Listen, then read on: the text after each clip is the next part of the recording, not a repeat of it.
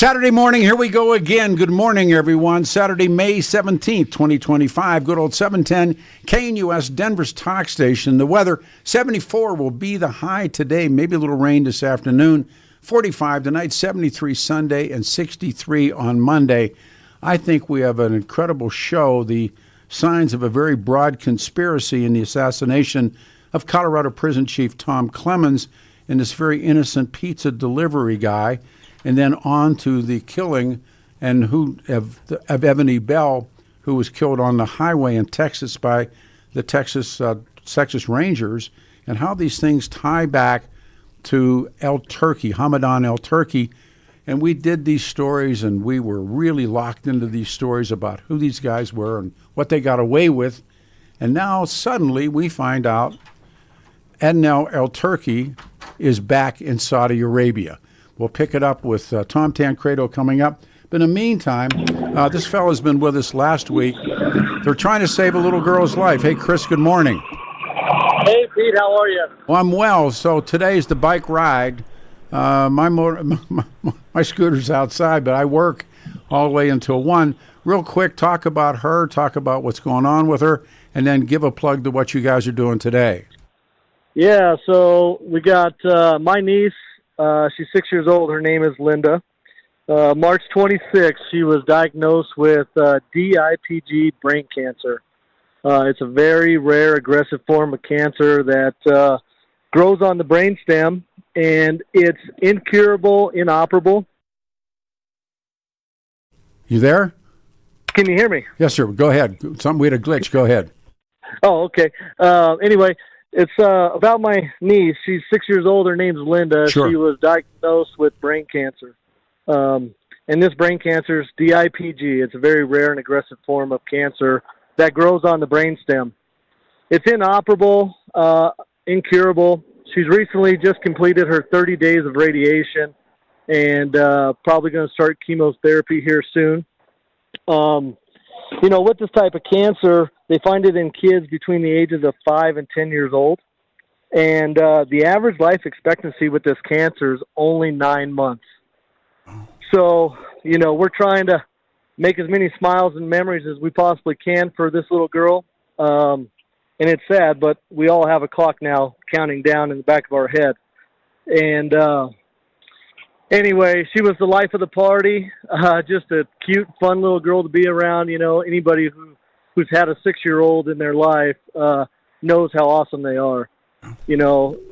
First grade in elementary school, they're just starting to develop their personality and all the fun things that come along with that. So if you would, where are people meeting and where are you guys going to ride to today?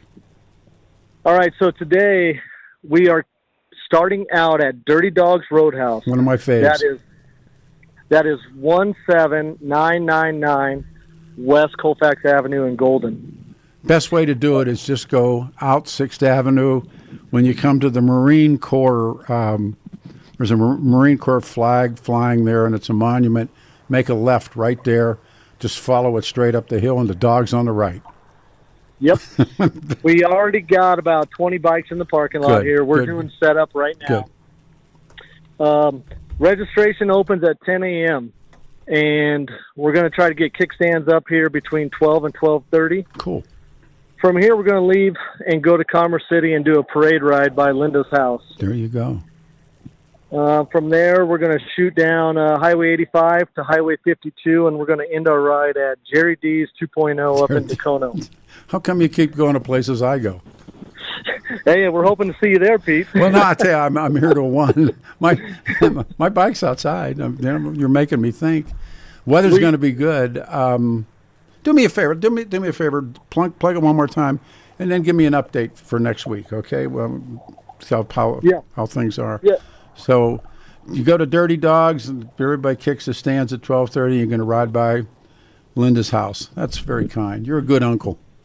Yeah, well, thank you. I appreciate it. I mean, I want to make this little girl smile. Hey, guys, tomorrow is her birthday. She'll be 7 years old.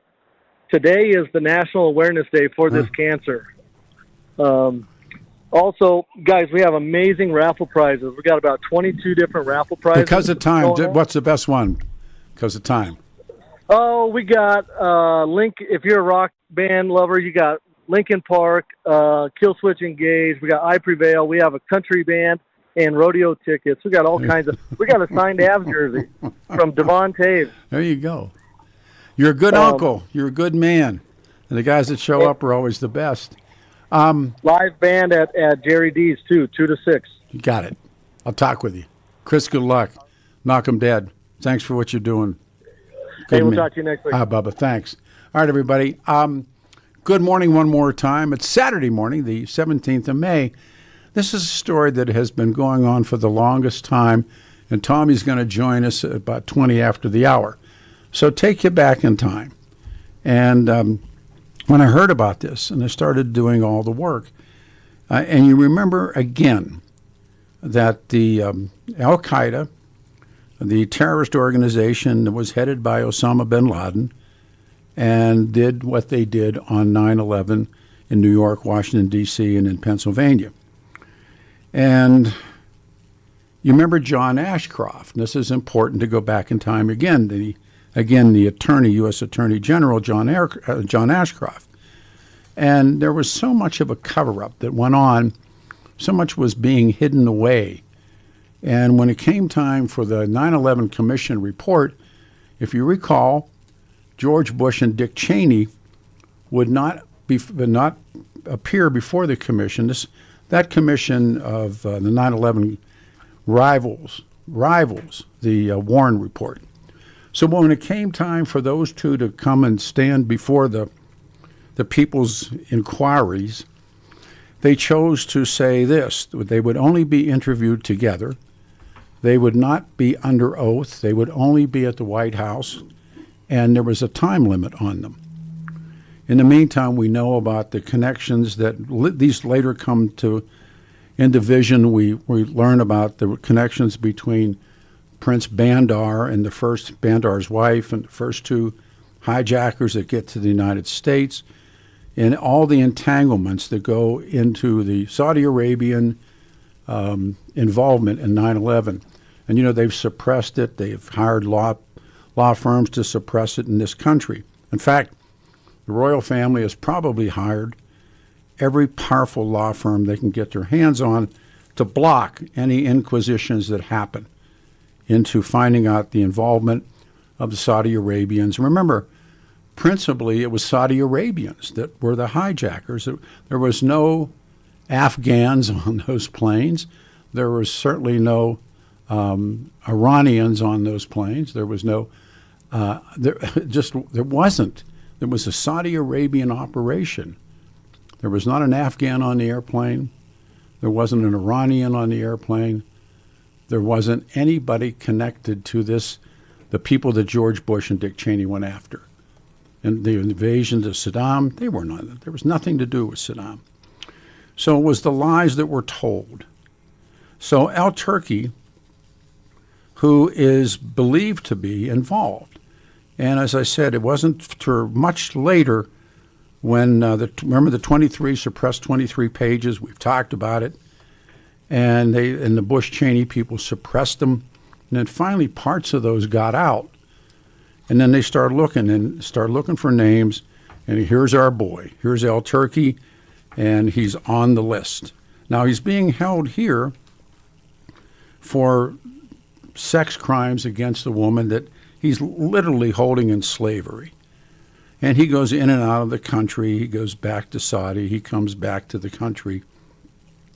And he continues to say he's innocent. And so they had a trial in 2006 that he had a number of he had Hal Haddon was his lawyer. Same lawyer. Remember the Ramseys hired Hal Haddon? We dubbed him Uncle Hal, the kiddies' pal. Well, there's been, again, so many of these people. Turki's, they're incredibly wealthy people. And so he proclaims that he had nothing to do with any of this. And of course he did. So the Saudi embassy, finally, during the conversations, for years, the 28 pages had been redacted from the final 9/11 Commission report.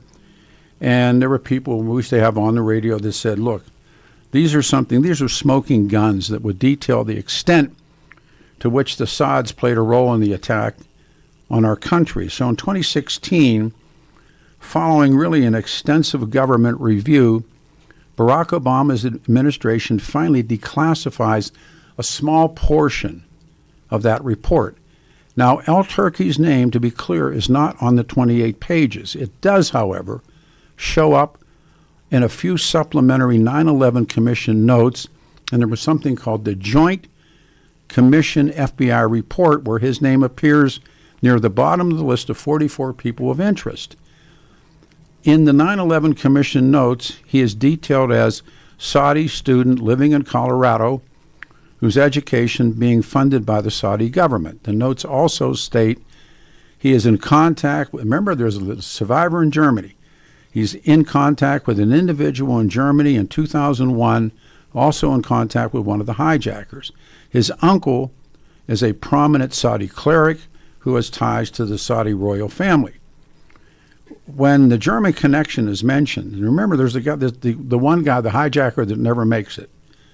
And they were told about phone calls to Turki. Turki had, quote, a publishing company. And so the government took a look at Turki, and now the claim was it was a political prosecution. Well, so while he's incarcerated, you can buy protection inside. And Tom and I and Julie Hayden met with prison they don't like the word guard, but the people who were working in the penitentiaries who talked to us about what was going on. The Saudi Arabian man named Hamadan Turki, who the federal authorities had long suspected of having ties to terrorism, was sentenced to life in prison, multiple counts of unlawful sexual contact. Up until just recently, Turki has maintained he's innocent, and the idea of him having performed sex crimes, it doesn't work.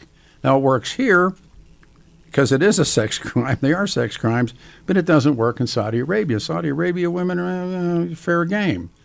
So, if you remember Mike Rebow, we were very good friends with Mike Rebow. He came and was part of so much of what we did.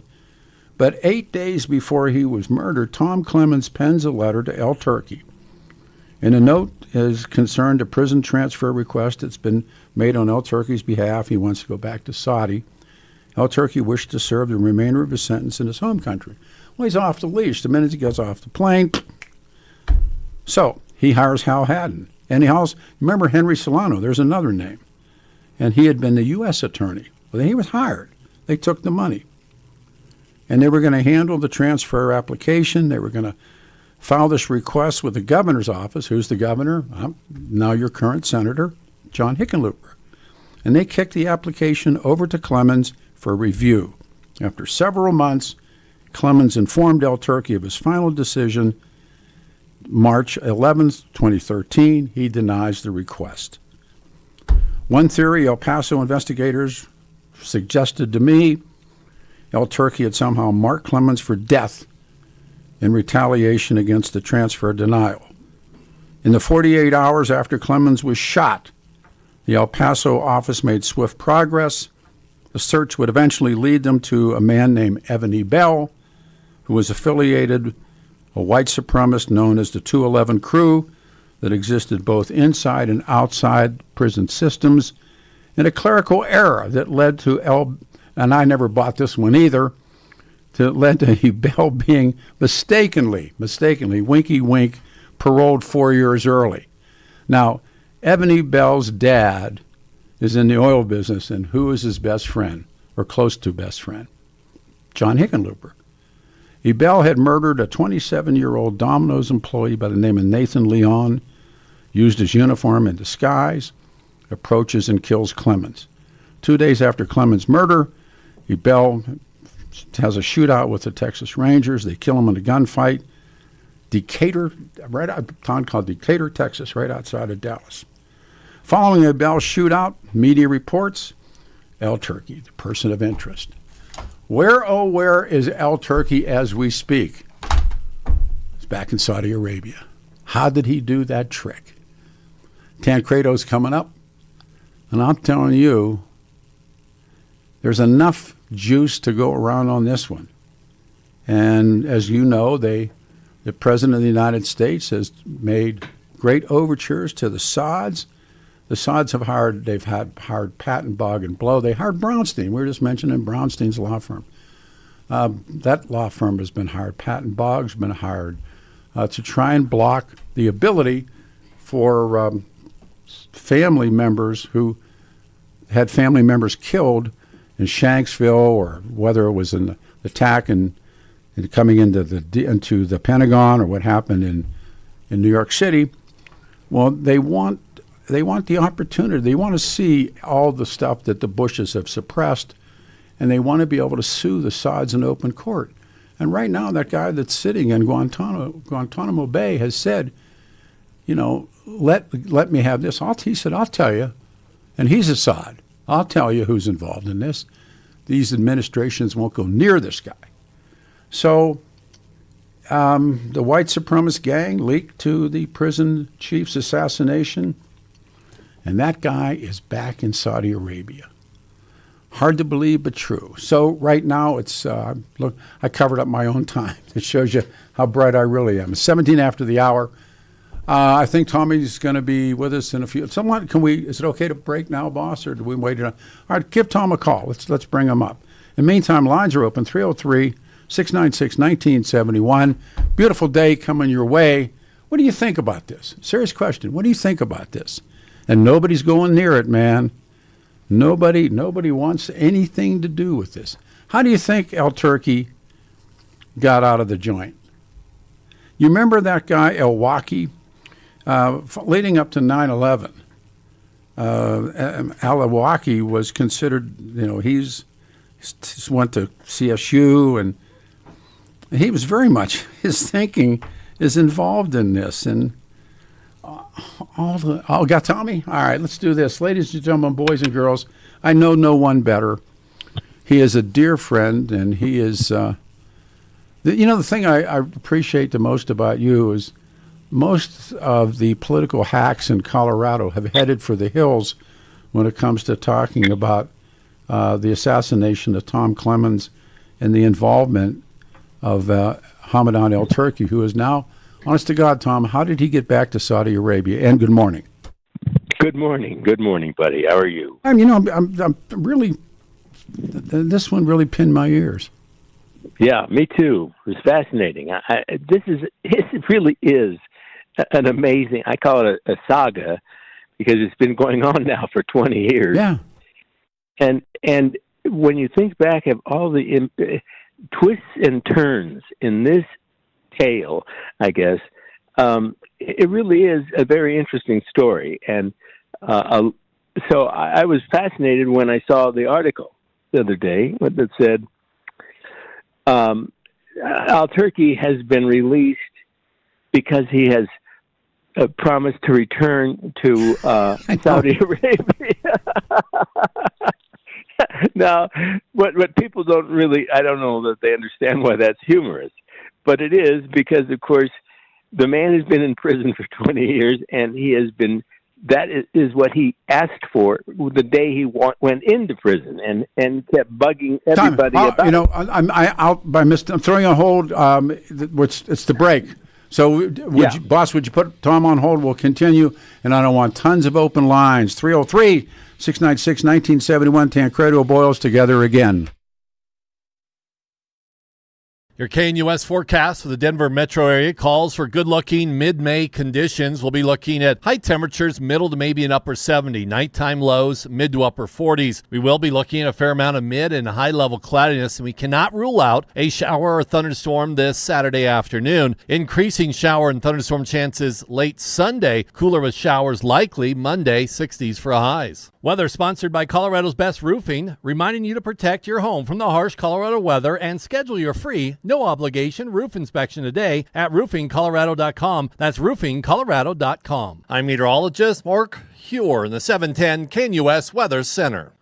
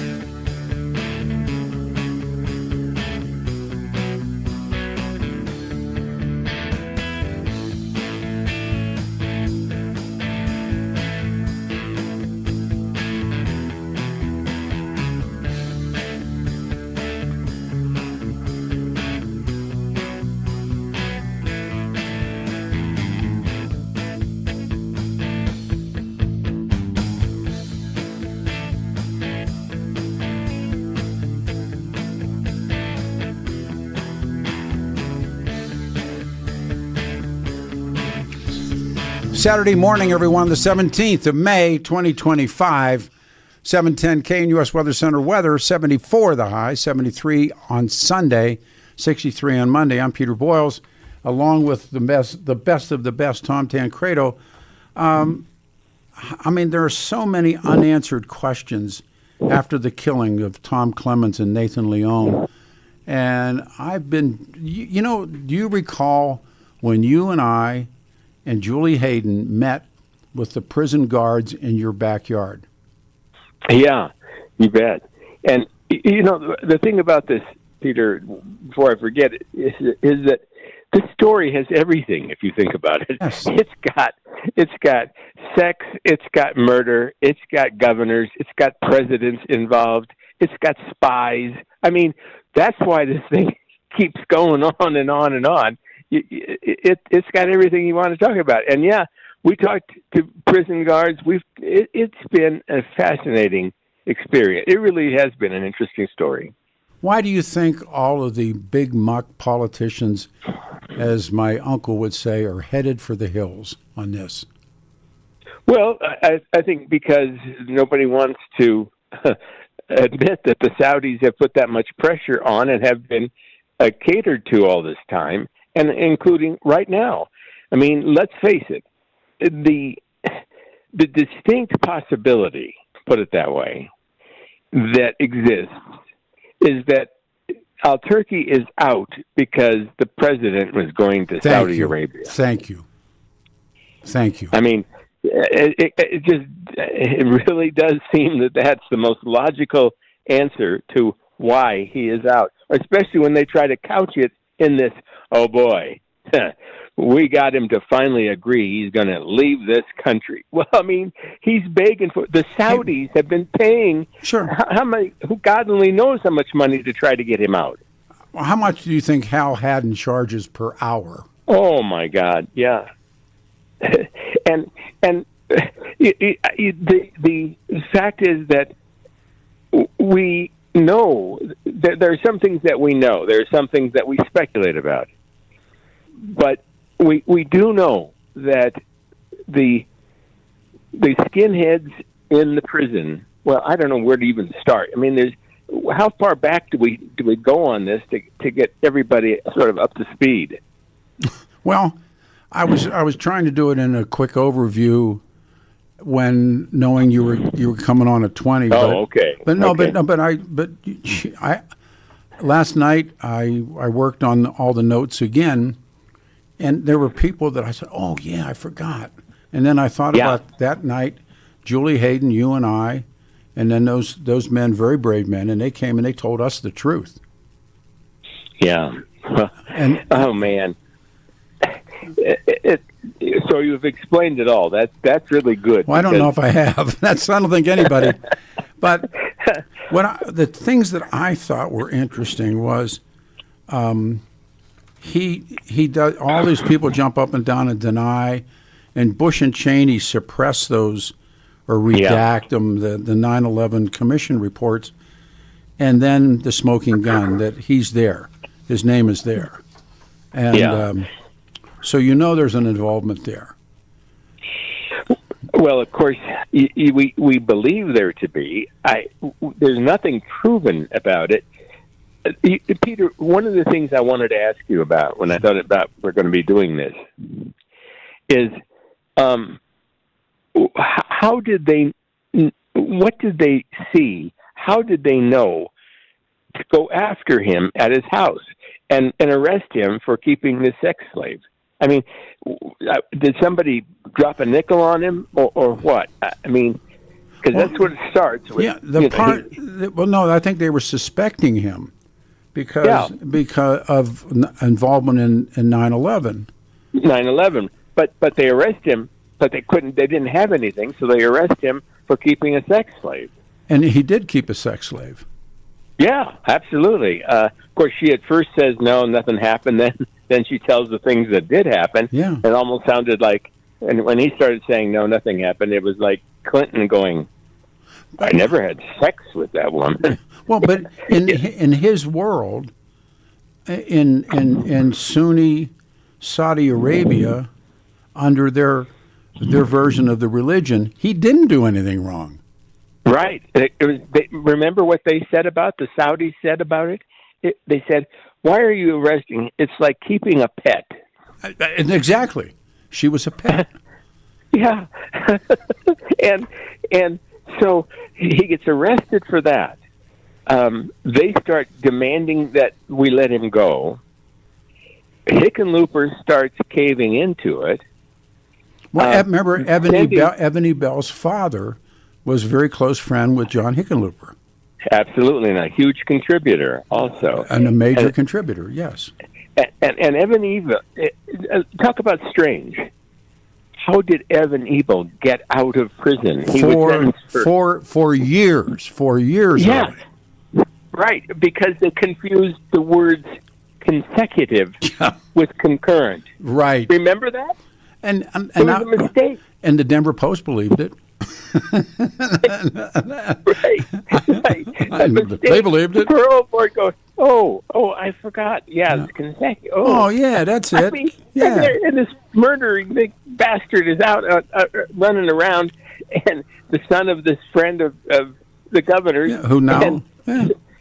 Right, and so he killed the thing. I'm so glad that you mention Nathan Leone. Yeah. Oh, that poor people kid. Forget about him. But here's the kicker for that one. How did they arrest when they arrested El Turki? The feds put on the pizza suit. Yeah. And they went and they knocked pizza, and he answered the door, and they grabbed him. Isn't that right. Is that a coinkydink that's how Tom? Sure. Tom, yeah, absolutely. that just happened. Just happened that then Evan Ebel gets out, kills Nathan Leone, and a guy trying to make a living, wife and kid running 2 jobs, delivering pizza. Yeah. Kill him for his pizza delivery shirt or whatever outfit, and go and then knock on the door at Clemmons' house and kill him when he opens the door. Oh my God! What an amazing coincidence! The same MO that they use. Now remember, there's 19 guys, 19 terrorists, 19 murderers in the hijacking of the planes. 15 of them are Saudi Arabians. Now, they trace the connection to Al Qaeda, Osama bin Laden, and then the worst president of my lifetime, George Bush, declares global war on terrorism. And I was going back. I was reading. Remember you? I think you were in Congress. Did you know John Ashcroft at all? Oh yeah. Well, I mean, I knew him. We met with him several times. Yes. Yeah. Well, I'm going back. I'm watching. I'm reading John Ashcroft, and they're starting to spin the story already about who's involved, and when it gets down to it,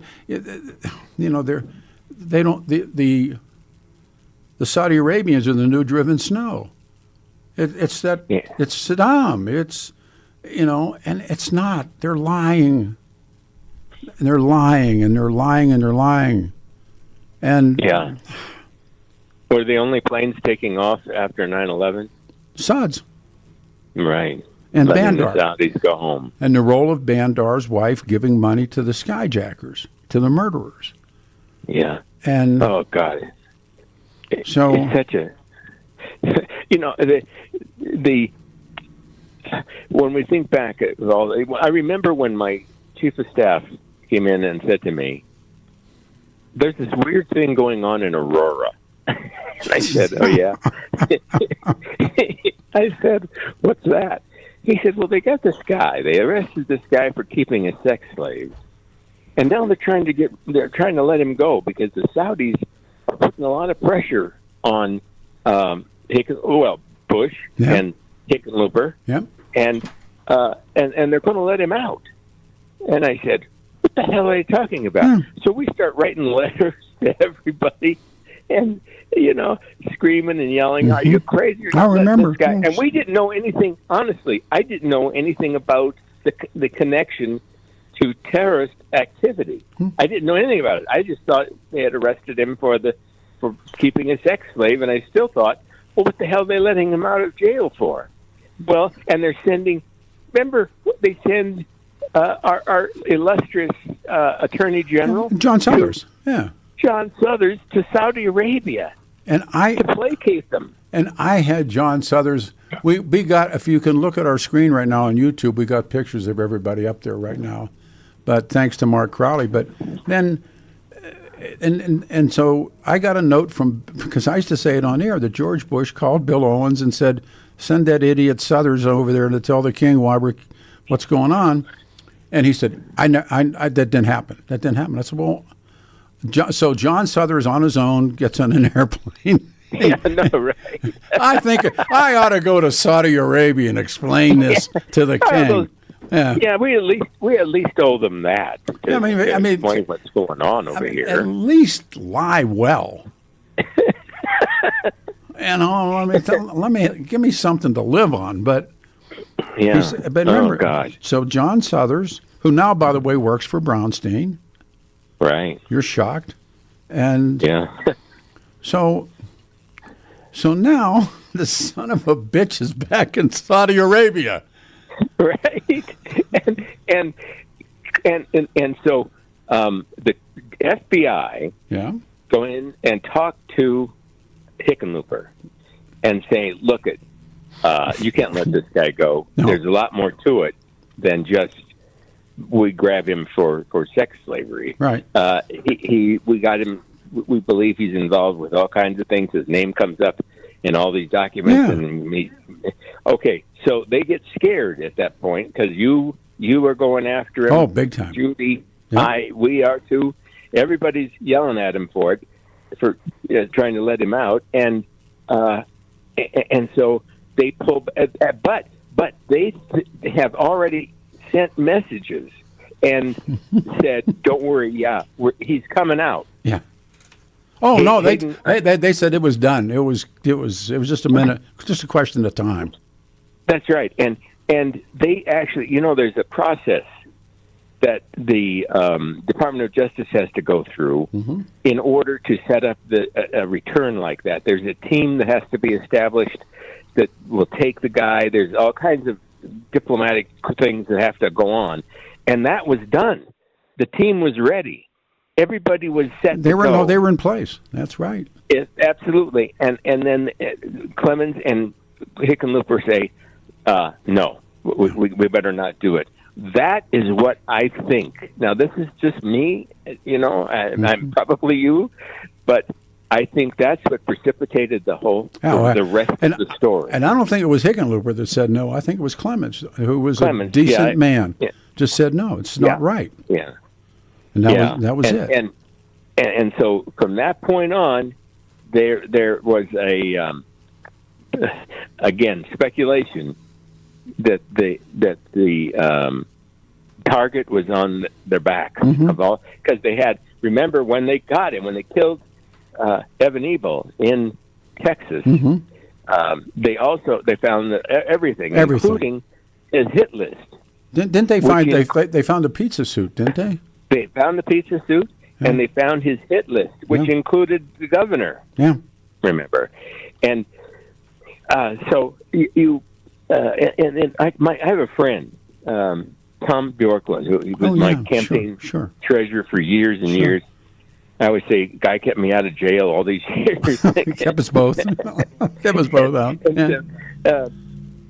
And he was there was a big event up in Mesa County, probably Grand Junction, probably, and Hickenlooper was the speaker, and Tom gets up and says, Governor, you have had a great friend in Tom Clemmons. We know that. Everybody knows he was your really good friend who was murdered by this guy.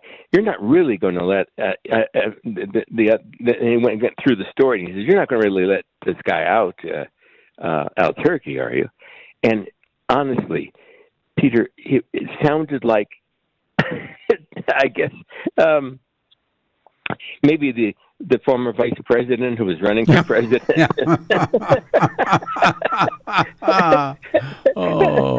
Who could not formulate a sentence, who was either drunk himself Yeah. It did sound like he was drunk. Could be.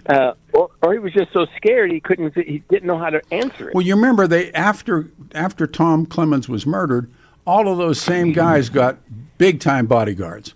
I mean, Oh, absolutely. You remember everybody gunned up, and I'm going, why? You know, then the lights started to come on when we found out about Ebony Bell's dad being and then also that. So you're not going to do it, so we'll hit you too, and right, and they kill the wrong. Then they kill not just poor Nathan Leon for nothing but his pizza suit, and then kill Clemmons. But he kills May, the wrong May. Oh yeah, I think that's the definite. The guy who was murdered. We can't solve this. Yes, you can, but are you willing to look? That's right. I'm getting a 30-second break. Back on hold again. Man. Tom Tancredo, Okay. Peter Boyles. So much of this to talk about. It is the truth. Why aren't you oh, no, we better not talk about this. You better talk about it because it shows you how this is what the Popeye is all about. Hang on.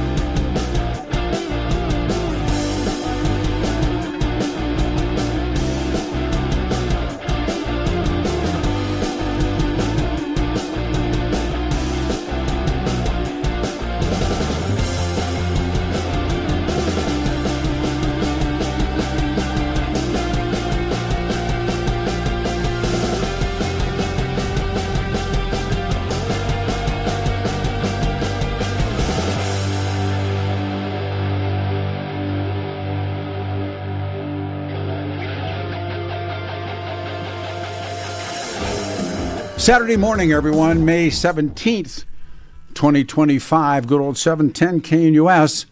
74 the high, 73 tomorrow, and 63 on Monday. This is an amazing story that took more than a little bit of work, but it must be done. Truth must be told. This is the case of Hamadan El-Turki in 2006, a Saudi Arabian man living here in Colorado.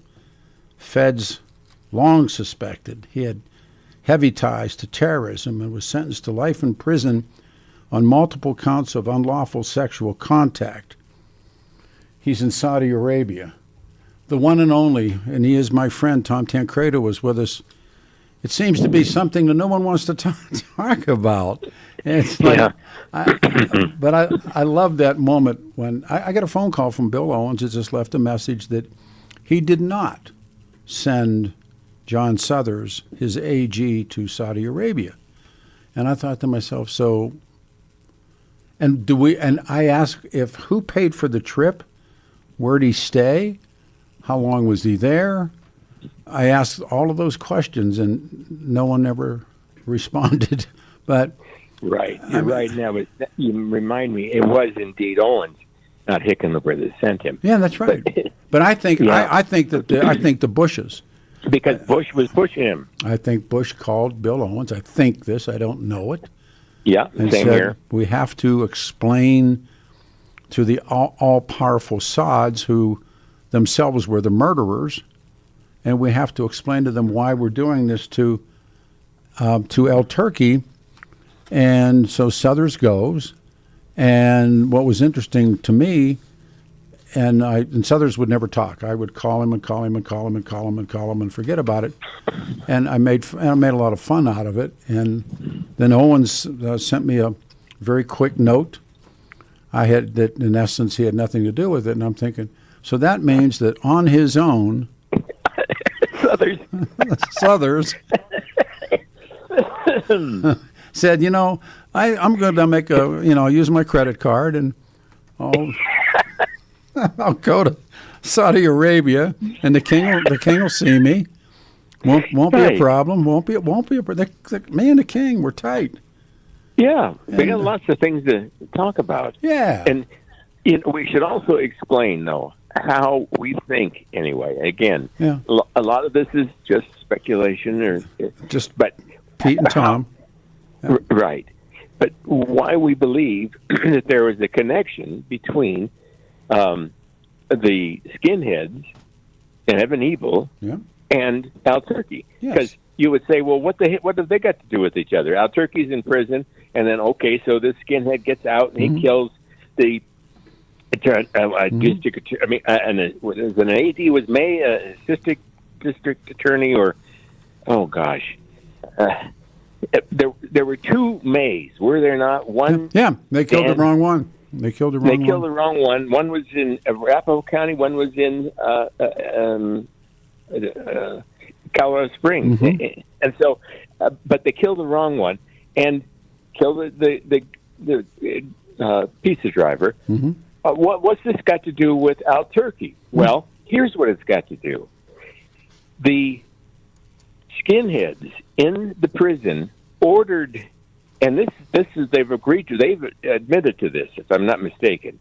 They ordered Evan Evil, because he was going to get out, to do this.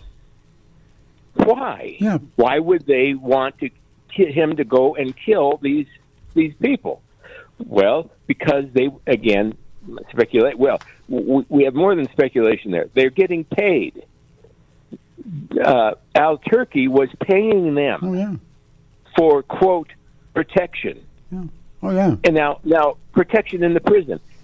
El-Turki had the highest, wasn't it the most money commissary. Ever put into commissary. his candy account or whatever? It was called commissary. Yeah, they had like unlimited. 10,000. Yeah. And he was, where was El-Turki getting the money? El-Turki was getting the money from the Saudis. Yeah, those guys are eating toasted cheese every night. Yeah, and that money, we believe, was going to the skinheads, and they order Evil to kill these people on behalf of Turkey and the Saudis, who were saying, "We'll get back at you, you no good, because you pissed back on our arrangement." Better yet, they scared the living daylights out of, which I don't think is too difficult to do, out of John Hickenlooper, who starts gunning up, and because they think, well, do you want to let him out? How about you? Right. Yeah, you see what happened to this joker. But Ebell had murdered, as you mentioned, Nathan Leon, and then used Leon's uniform as a disguise, and he kills Clemmons. And 2 days after Clemmons' murder, Ebell dies. The Texas Rangers kill him in a gunfight. And that So what? So the thing that's really interesting to me is, from life imprisonment to you're back in Riyadh with all of your wives and whatever you're doing. He has a son. I had to read this. Now, this I'm sure is ethnically going to get me jammed up, but what the hell? He had a son that he named his first name Turki, and the kid's name was Turki El Turki. And so I don't know where everybody is. I don't know the family unit, but I bet if he went, they all went. What do you think? Yeah, I was wondering that myself. Where is everybody? I'm sure they didn't stick around here. Well, I don't know. I really don't know where the hell they are, to tell you the truth. But there was a story I came across in my searching that showed us that how this newspaper decided to make the El Turki children little victims because they were they claimed that somebody had said something to them in a parking lot of a Home Depot. So they were the Vicks. And I'm thinking to myself, how? But now let's get down to when was El Turki sprung? I don't know. Well, I just read I'm trying to remember the clip where I saw it online. It was what, 10 days ago? I think so. I do not know how much earlier than that it had happened. When did the president go to Saudi Arabia? Oh, about the same time. Does it make sense to you that was they're related? Yes. Me too. Yes, exactly. Absolutely. Me too. And especially when they try to make it sound as though it was a punishment. Yes. We're going to let you out, but we're not done punishing you, and you're going to have to be deported. You're going to have to go to Saudi Arabia. Oh no, please. I've just been begging to go to Saudi Arabia ever since the day you put me in here. He had the keys to his own cell. In other words, if he was going to go to sex classes, which is I don't buy that anymore anyhow, but if he would go to sex classes which would violate, his religious beliefs, then he could go home that afternoon. No, he wasn't. No, it isn't. And, but who whisked him out of here? And how did he fly out of here? And where did he go? And it's the same question. I know what he did.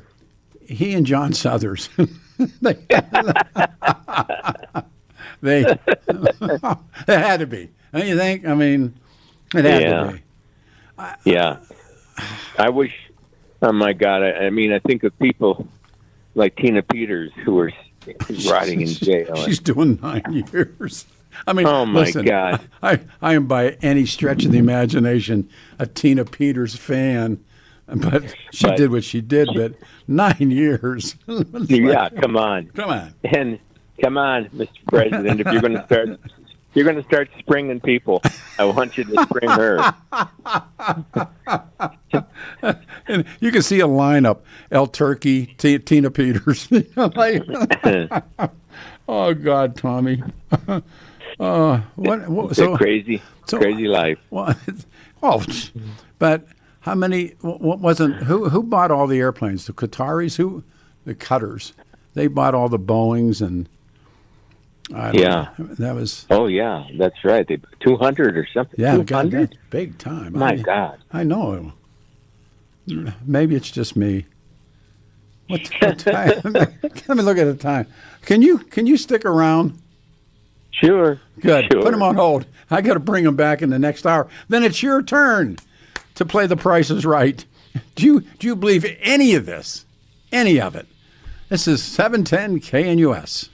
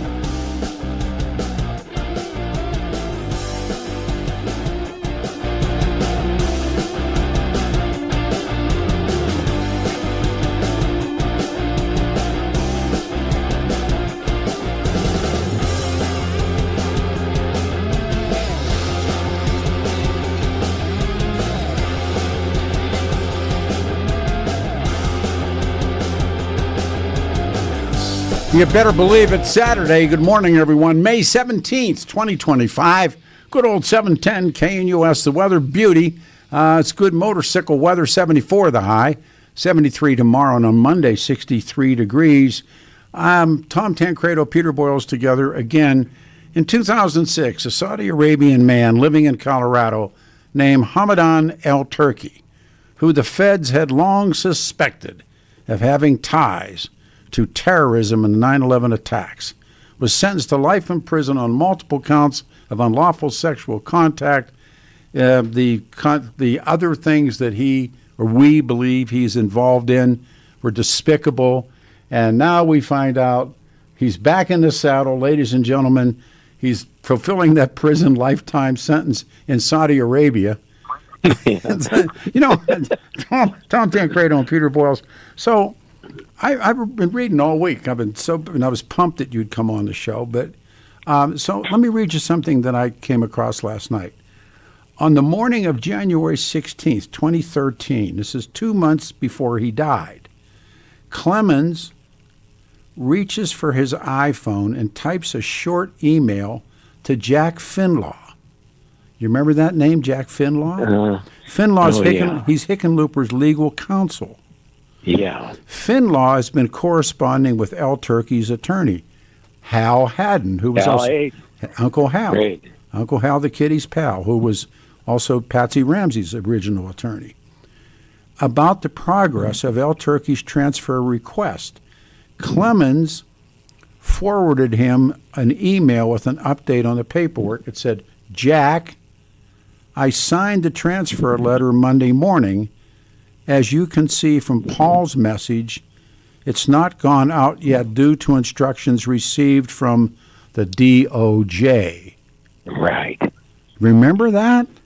I do. Now that you absolutely. Well, I remember that's exactly why they pulled the plug, but I didn't remember that communication especially. That was the one. Jack, he just doesn't say, he calls him Jack, and he said first, and this is the you talked about this, the Inter-American Convention on Serving Criminal Sentences. First, and I'll read this, if the offender in question is a state prisoner, which el-Turki was at the time, right, he was required to get a sign-off on the state level. Then authorities at the DOJ, which includes the FBI, and they knew who el-Turki was, reviewed the request, DOJ guidelines, and this is their statement. The Department of Justice frequently approves state cases unless a compelling federal interest exists or a treaty requirement has not been satisfied. And lastly, the receiving country, i.e. Saudi Arabia, had to agree, which they didn't have a problem, but was the DOJ and the feds knew what we did not know because Bush and Cheney had suppressed those pages. He's likely involved on the fringes of 9/11. Yeah. Wow. Well, throw this into the mix. Now, while we were on break, excuse me, did I remember this correct? Am I remembering this correctly? That there is another, I think she was a prostitute, who was involved with Evan Ebel's father. And yes.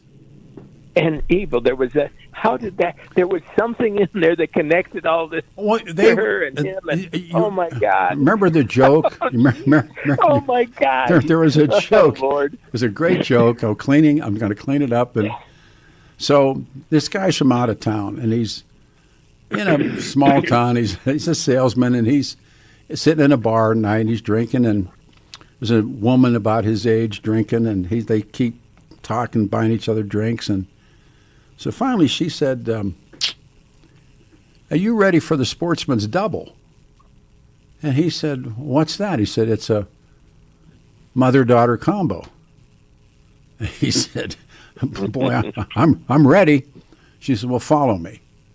And she drives and they're back in the woods a little bit, and there's a double-wide trailer, and she gets out and he gets out. She opens up the door of the trailer and says, hey, Mom.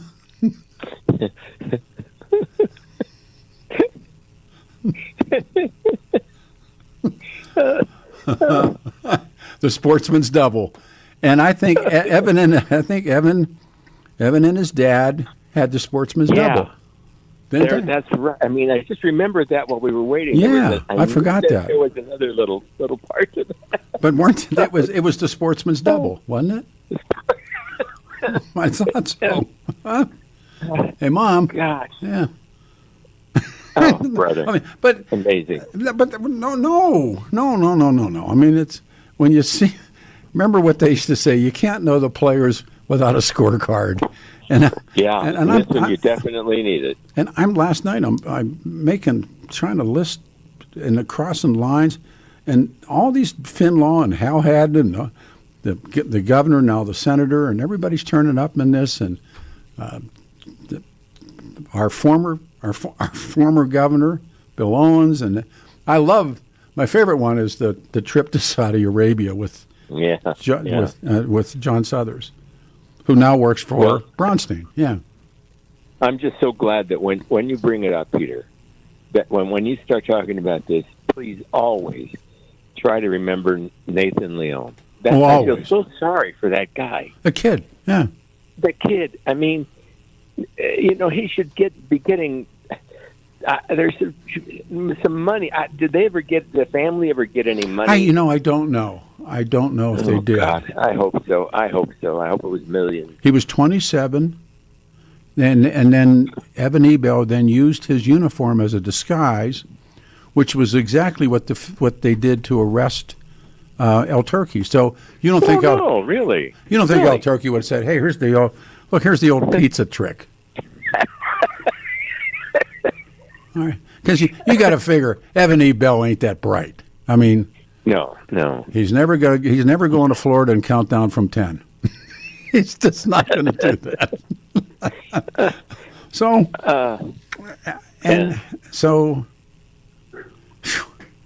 Anyway. So what do we? And because there has never been. I mean, did you see? I did read this. I think it was 5280 piece. Big puff piece. Oh yeah. Essentially saying that this is was nothing. They had nothing on him. That's a laid on mag anyhow, so forget it. Absolutely. Absolutely. And not one word about Suthers going there. No. Not one word about the money being paid by the skinheads. This is all just speculation.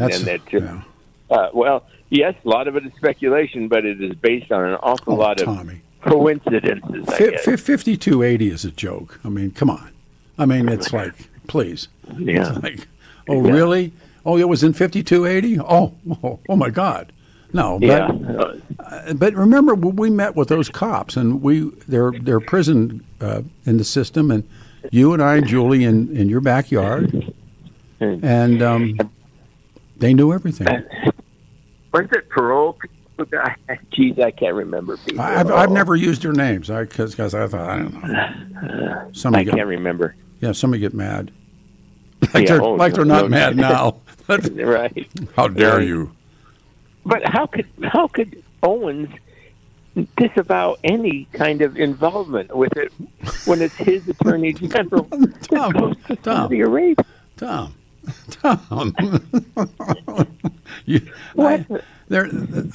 He left me a message on my phone. This is Bill Owens. I had nothing to. Okay, but I always thought that because, like I said, I mean, as bad as people think Trump is, or as bad as they think as Biden was, or how bad they think that the worst president of my lifetime, and I've had Lyndon Johnson and I've had Richard Nixon. Is W. He's what W did in the Middle East cannot be undone in my grandson's lifetime. That's right. No. That's right. And then he gets away with it. He just walks away. Yeah.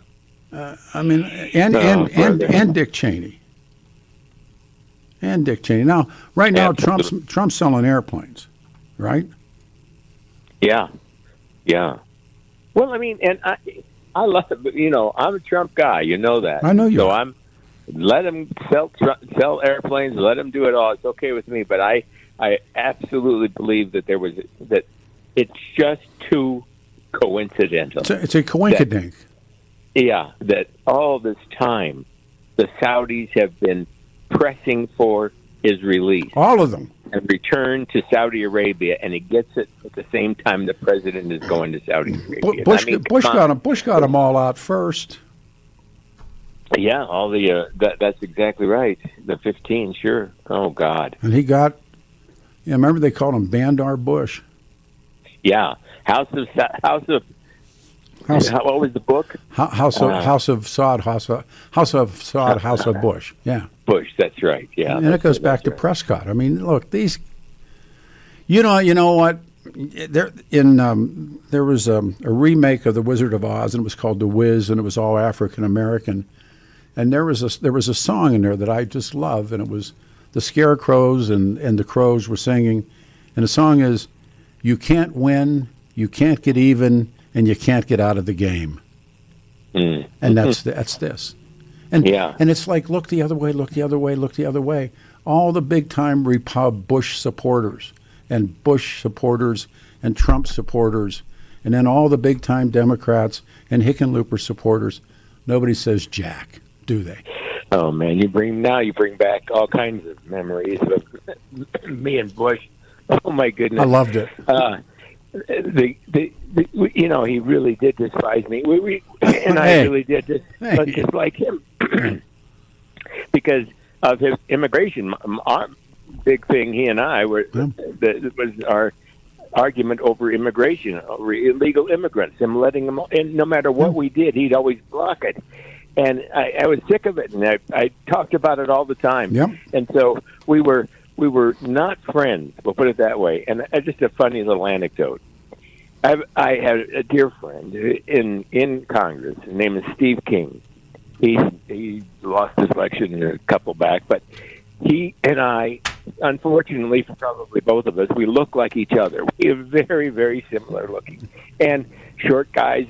And he's from Iowa. Anyway, we go to this thing to the presidential ball. The only, remember when his chief of staff, Bush's chief of staff, told me never darken the doorway. That's one of my favorite stories. Yeah. Yeah.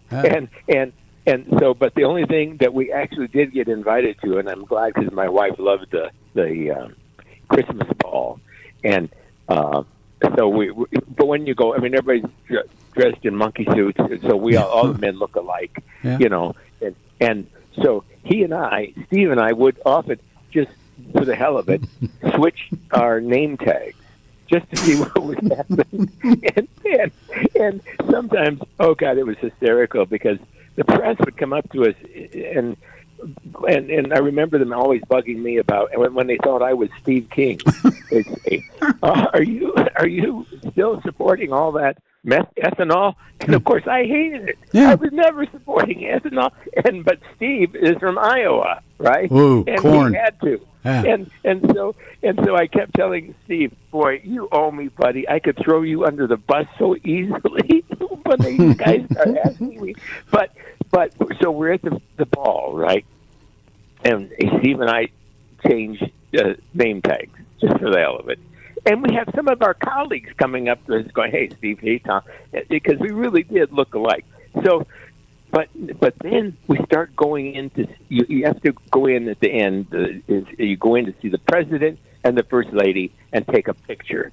It takes like 5 seconds, right? Yeah. And so there's a line going in, right? And there's the guy at the door announcing, and representative. So anyway, I'm in line way ahead of Steve, Jackie, and I to go in, and Steve is going nuts because I have his name tag on. They think it's you. Well, he doesn't want the president to think it's him. Because oh gosh. What was that time at the? It was at the. I want it back, and I keep just miming, and I going, "What? Huh? What? I can't understand you."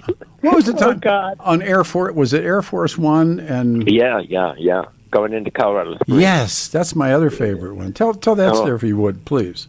Sure. Yeah. Well, see, so we had this horrendous post the night before. And we were in Washington, and it was like Friday night, and it went into Saturday morning, The president wanted this crap bill. It was terrible. It's called Medicare prescription drug bill. Yes. And he wanted it for one reason, Florida. Yes. Okay? We were going to spend hundreds of billions of dollars to get him reelected. to get him Florida. Yeah. Well, but the speaker and the president wants it. He has to have it. And I kept telling him, buddy, it's absolutely a bridge too far. There's no way I'm going to vote for this. I don't care what. And Bush is calling people off of the floor all night long. Yeah. It goes to 6:30 in the morning. People are sleeping because they stopped the clock. You're supposed to have a 15-minute vote, and they stopped the clock because they did not have 218 votes. And I could tell you what happened on the 218th, but that was also just, oh, God, it made me sick to my stomach. Anyway, so at the end of the night, they get it. They get the 218 in the morning, and they let us out. And we're all supposed, the Colorado delegation is supposed to then get on a plane later that day. That's right. And go to, go with the president. I'm sorry, it was be for the next day. To wait wait Saturday, come back Sunday with the president on Air Force One. That was going to be a big deal. And I'm get out and I say, I'm going home. I'm getting out of here. I couldn't care less. My staff kept saying, "No, you got to go." I said, "Why?" Because they give you these little M&Ms with the presidential seal on the box. I remember all that. And I said, "Oh well, in that case, I'll have to go." But so I go. I get on a plane, come home. Next day, here comes Air Force One with the rest of the Colorado delegation. They call me and say, "Look, all right, you're not on the. I understand you don't want to go. Will you just go down and greet him?" And I said, "Sure, I'll go." And so I get down there to. They came into. Was it? Yeah, I was going to say it was in Springs, right? And so who's there in the waiting room? But Bill Owens, and so he and I start talking, and we're jabbering away, and here comes the plane, and it lands. Yeah, and it's so funny because they drop the back of there's another. Stairway comes out of the back. It looks like the plane's taking a dump, and here comes all the rest of the Colorado delegation. They're getting dumped out the back. Here comes Bush down the stairs, and I'm walking up with Owen, speaking to him, and he's all of a sudden he's like mesmerized. He doesn't even know I'm there, and he's like, "Oh my God, it's my pal." Yeah. And so we walk up to the thing, and Bush comes down, and hello, Governor. Hello, and he says, "Oh, hello, Congressman." Yeah. And I had on a jacket. I had on a leather jacket that I own. It's just mine. I had to take it, and it's no big deal. It's just a leather jacket.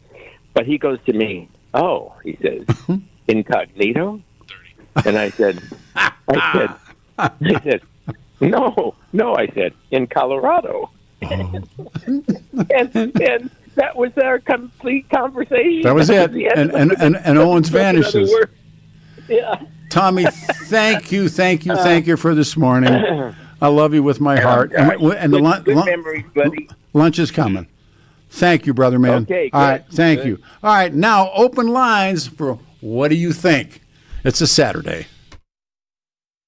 Your KNUS forecast for the Denver metro area calls for good-looking mid-May conditions. We'll be looking at high temperatures, middle to maybe an upper 70. Nighttime lows, mid to upper 40s. We will be looking at a fair amount of mid and high-level cloudiness, and we cannot rule out a shower or thunderstorm this Saturday afternoon. Increasing shower and thunderstorm chances late Sunday. Cooler with showers likely Monday, 60s for highs. Weather sponsored by Colorado's Best Roofing, reminding you to protect your home from the harsh Colorado weather and schedule your free, no obligation roof inspection today at roofingcolorado.com. That's roofingcolorado.com. I'm meteorologist Mark Huer in the 710 KNUS Weather Center.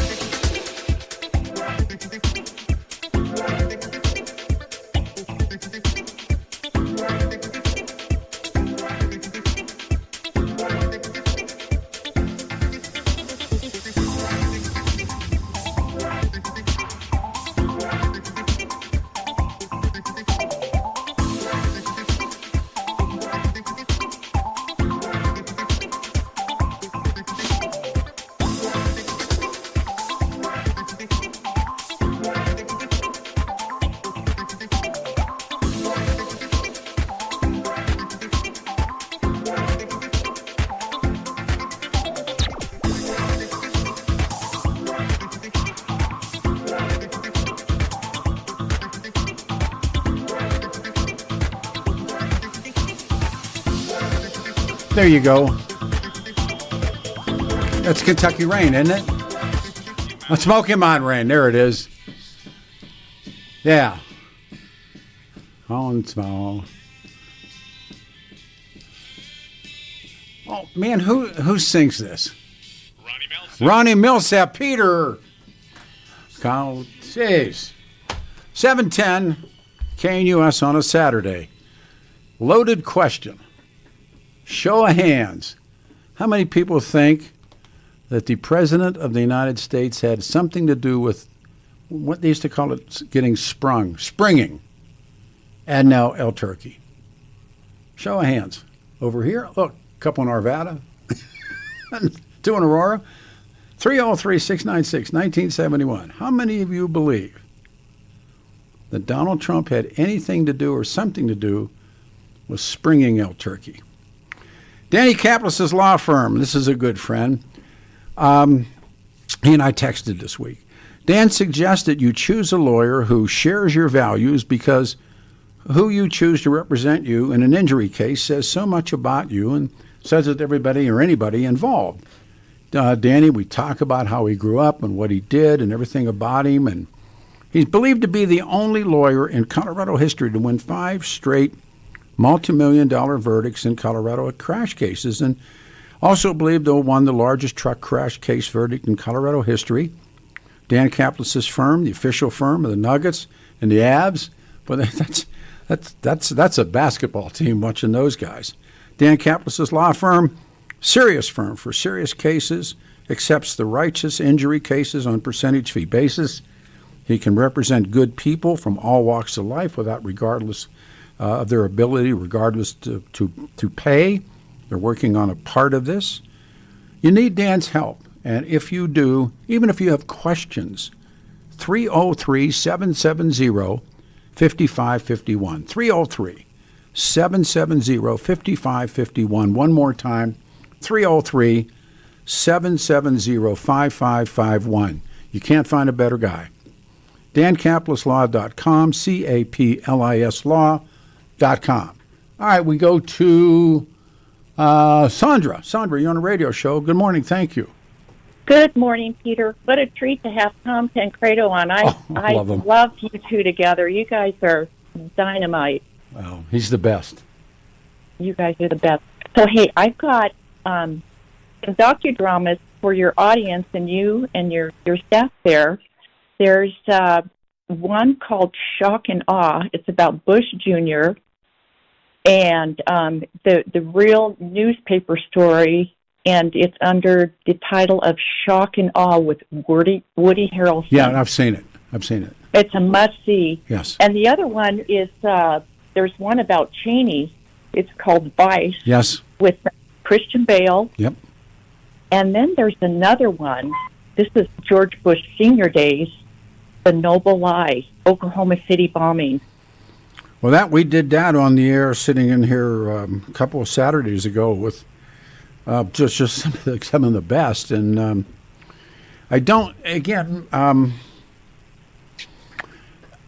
we have these moments, and we have them.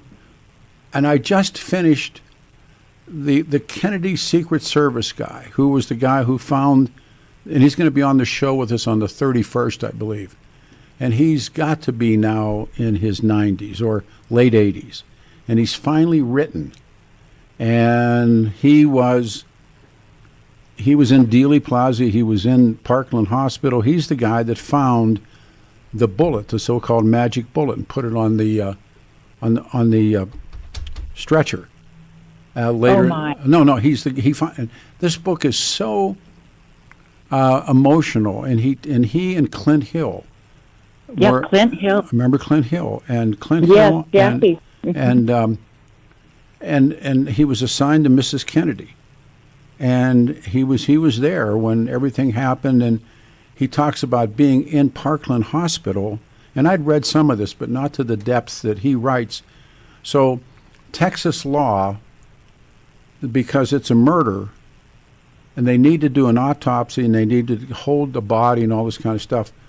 Well, that ain't going to happen. And Jackie says, or Mrs. Kennedy says, we're taking my husband back to D.C., and they send the Secret Service over.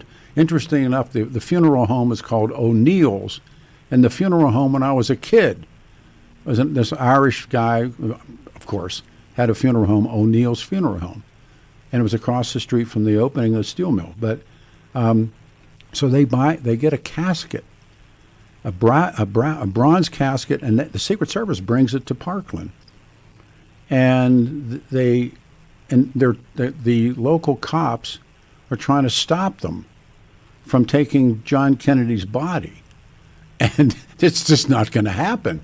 And I mean, it really, really, really gets heated, and the Secret Service all of a sudden just smashes through the door, and they got the casket, and they put the casket in a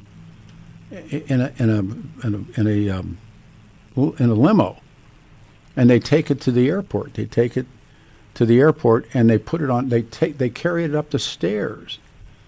And I never read any of this before. They carried it up on their shoulders, and it was heavy. And then they had to turn the body sideways to get him in the front door. You know, the I don't say the front door, but the door, you know, where the president would come out. And they had to turn the body. So he gets a hold of it, and the handle breaks off the casket. And he thinks he said, he bought this cheap, and it goes through this whole thing. Well, they hadn't. The Secret Service guys had broken the handles off to get the casket to fit in the airplane. And the stories that, you know, stuff, but he's the guy that found the bullet. And he just put it, you know, the so-called magic bullet that nobody can explain the magic bullet. And he was never called before the Warren Commission. Never called before, and he said, and then he later gets called before the House Select Committee, that comes up with the theory that it comes up with it was a conspiracy and there was more than one shooter. But boy, I mean, what a life! And he's just this kid. He's a kid from Ohio. Somebody says, "Hey, you ought to join the Secret Service." He applies, gets in. His name's Landis. Is his last name, Paul Landis. And so finally, and he never read the 9/11. He never read the Warren Commission, and finally reads the Warren Commission. He said, "This is all wrong," and then he writes his book. And he loves Mrs. Kennedy. He says Clint Hill's more like one brave fill in the blank. He's the one that dove on the back of the back of the limo. Limo. And covered Jackie. That's right. And pushed everybody into the seats. And he was running to try and catch up. And he quit.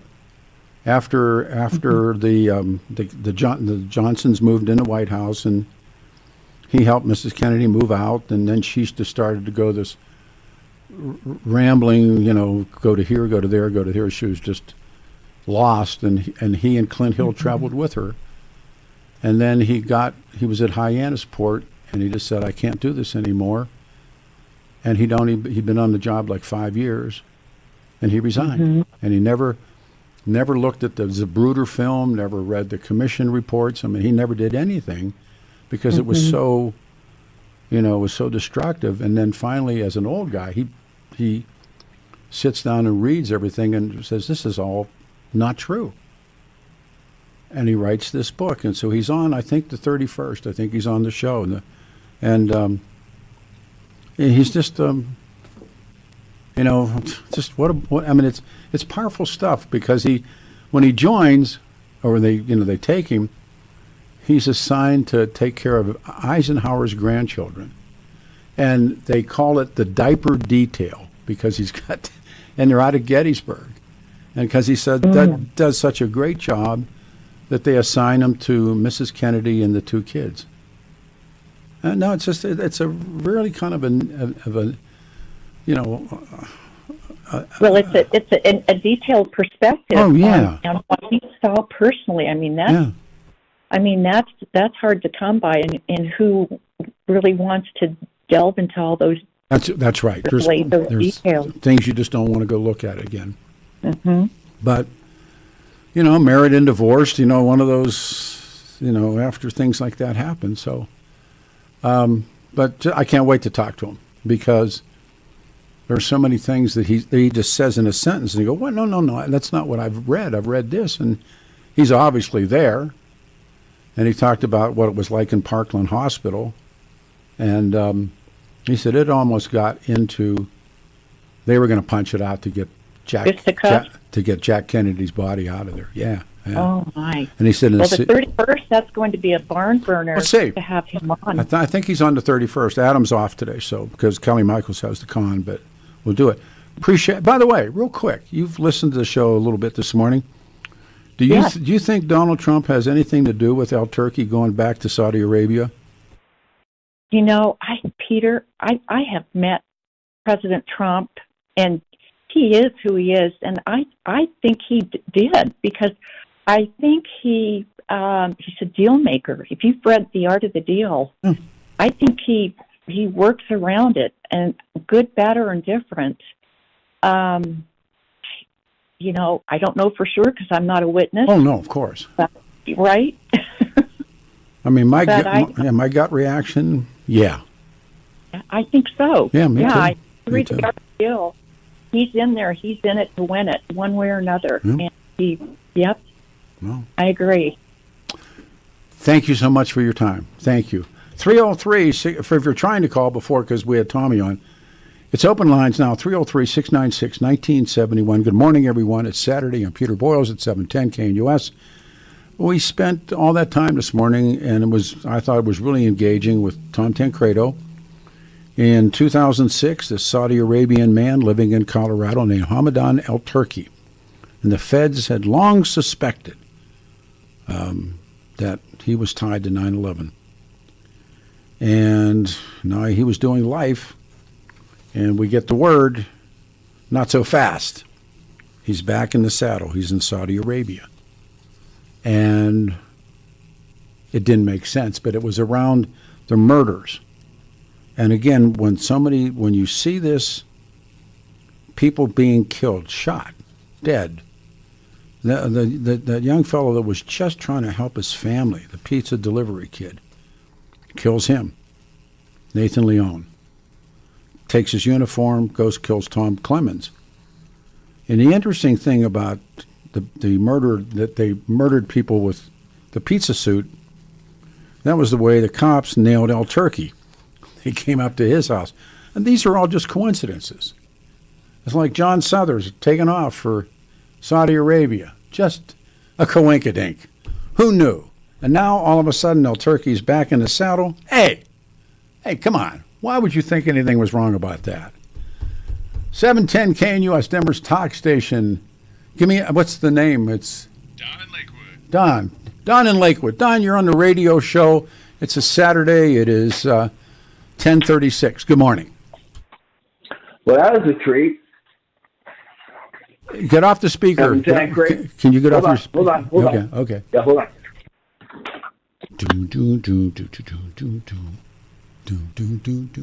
There you are. Go ahead. Yeah, that was a real treat having Tom on. I love Tom. A lot of good points. A couple quick questions for you. Why is W number one on your unfavorable list? He did more to ruin the world. He and Dick Cheney. Now, you can despise Biden. You can hate Obama. You can do those things, and I go, okay, that's fine. But when it comes down to really gut-level world destruction, the Middle East will never be the same. It's George Bush. And I hate Nixon. I hate Lyndon Johnson. But just, that's my reason, what they did and how they did it. Yeah, I can't find any fault in that, that's for sure. Unfortunately, we're having a growing list of really despicable presidents in the 20th and 21st century. We've had bad ones. There's been good and bad. There's been great, and then there's been horrible. Who's the best in your lifetime? The best war leader is FDR, and encourager. I'm a fan of Ronald Reagan's. I'm a big Ronald Reagan fan. In my adult presence, it's Reagan. I was a little boy when FDR died. I mean, an infant. But so it's Reagan and FDR for me. Yeah. There is a lot of things coming out. I really am not pleased that we're not getting the avalanche of material they were told they were going to release. It just masks the same old stuff. Sure. I'm glad I'm the age I am because, my future is kind of like yours day to day. Well, and yeah. I get so tired of putting some faith in some stuff. Now, I might be surprised. The biggest thing that surprised me is if Bondi and Patel had a group of people getting everything ready to go and a big hammer drops. Yeah. And whether we'll see that or not. Did you listen to that Axios? Let me put him on hold. I'll bring you back. I got a break coming. I'll bring you back. You'll be my call. We have one line open. Stay here, 710 KNUS.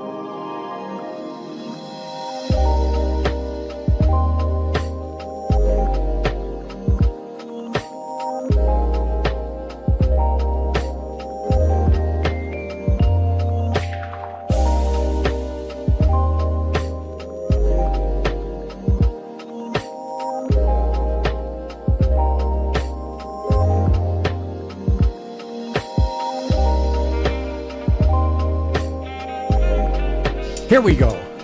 Time. Why is it the Walker Brothers? Chambers Brothers. This come today. Fire. Remember this tune? Woo, good pick.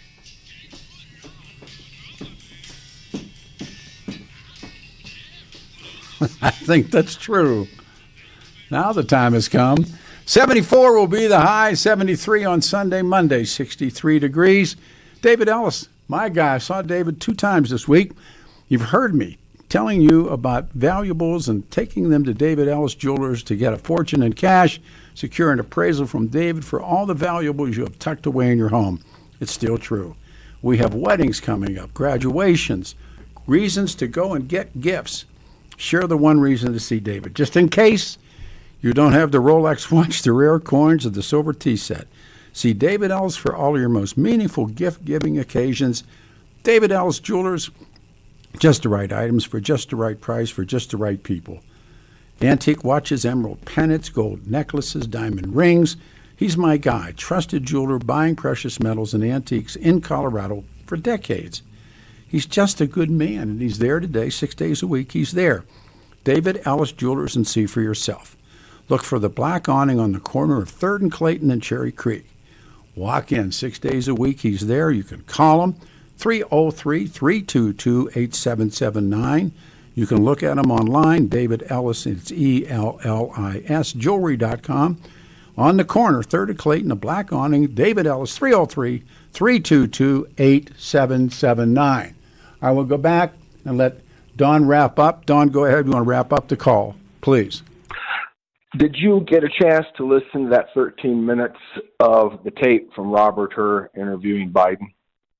Yes, I did. It was this morning. I did. He has no idea. I need to hear that whole 6 hours.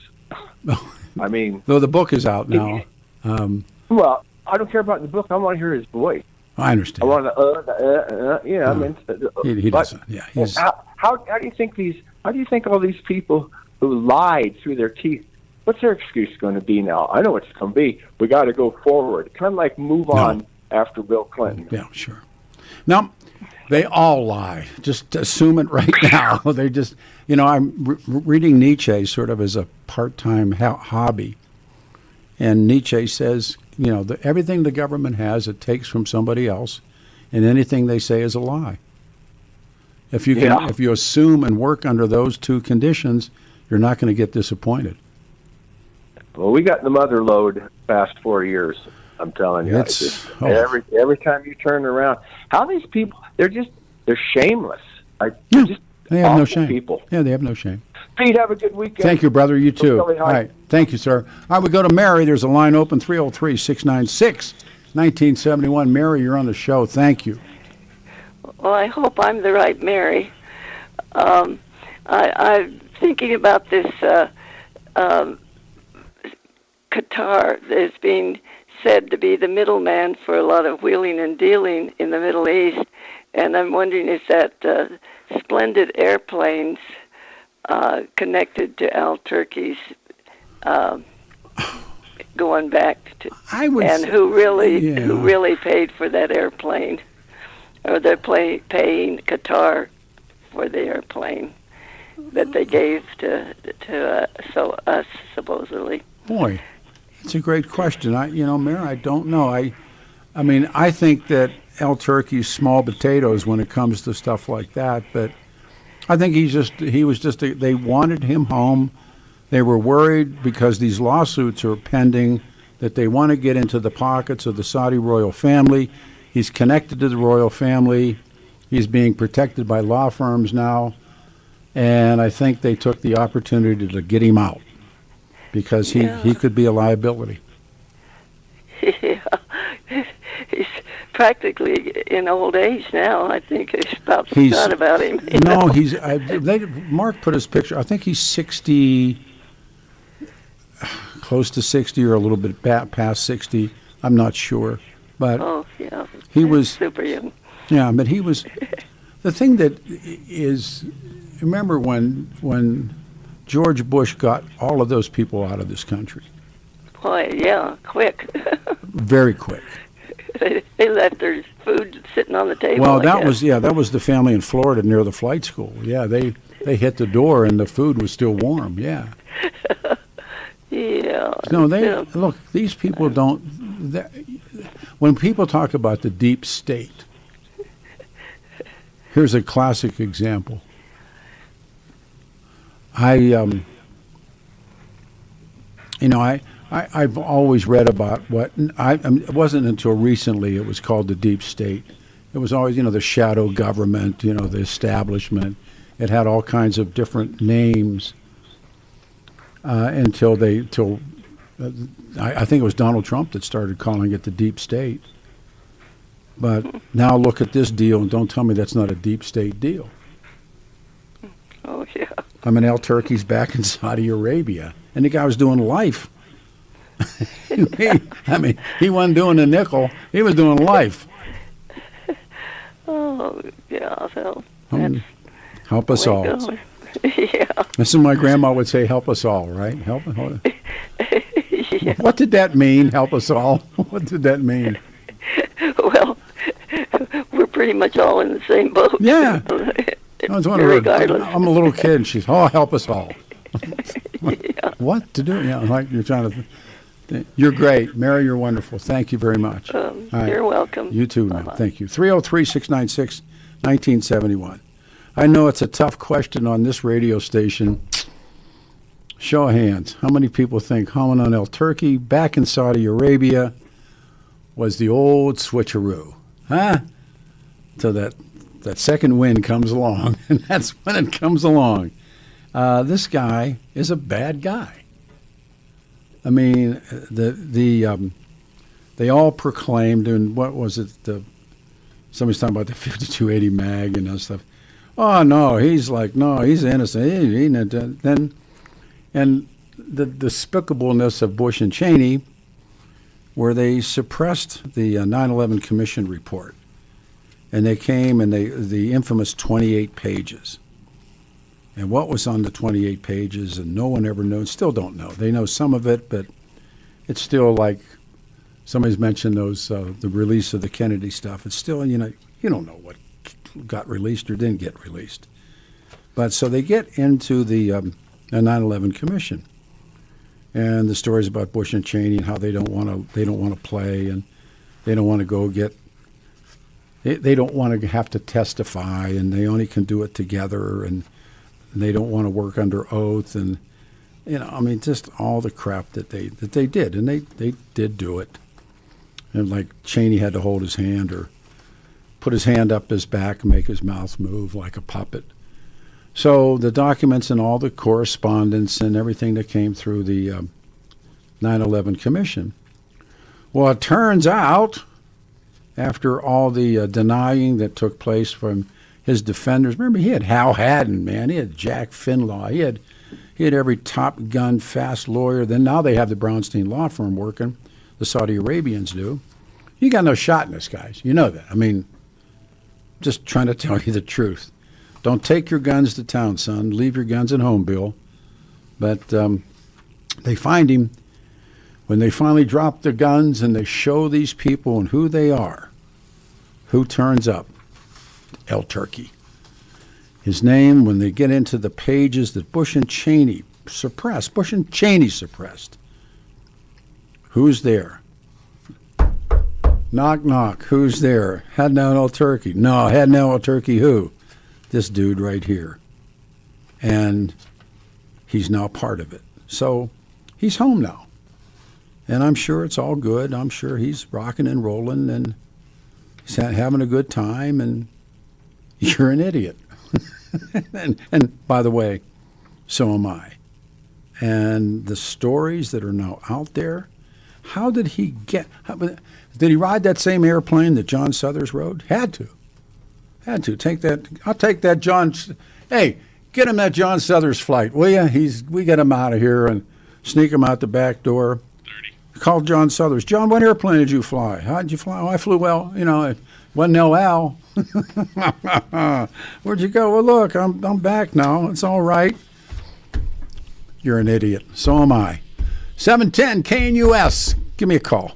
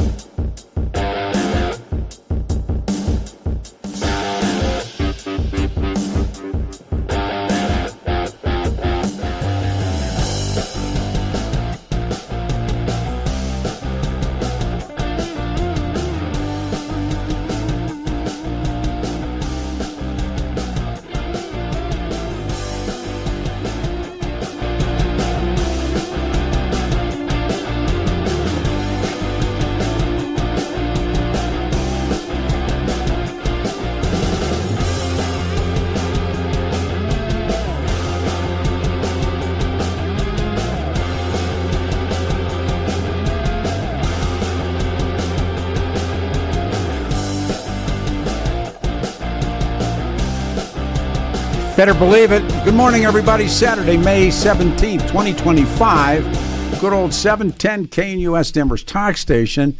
The Weather Center weather, Saturday, 74, the high 73, Sunday, and on Monday, 63 degrees. We had Tancredo with us as we kicked the show. And to my surprise, first part of the week, I found out that Hamadan al-Turki is back in Saudi Arabia after being given a life sentence here.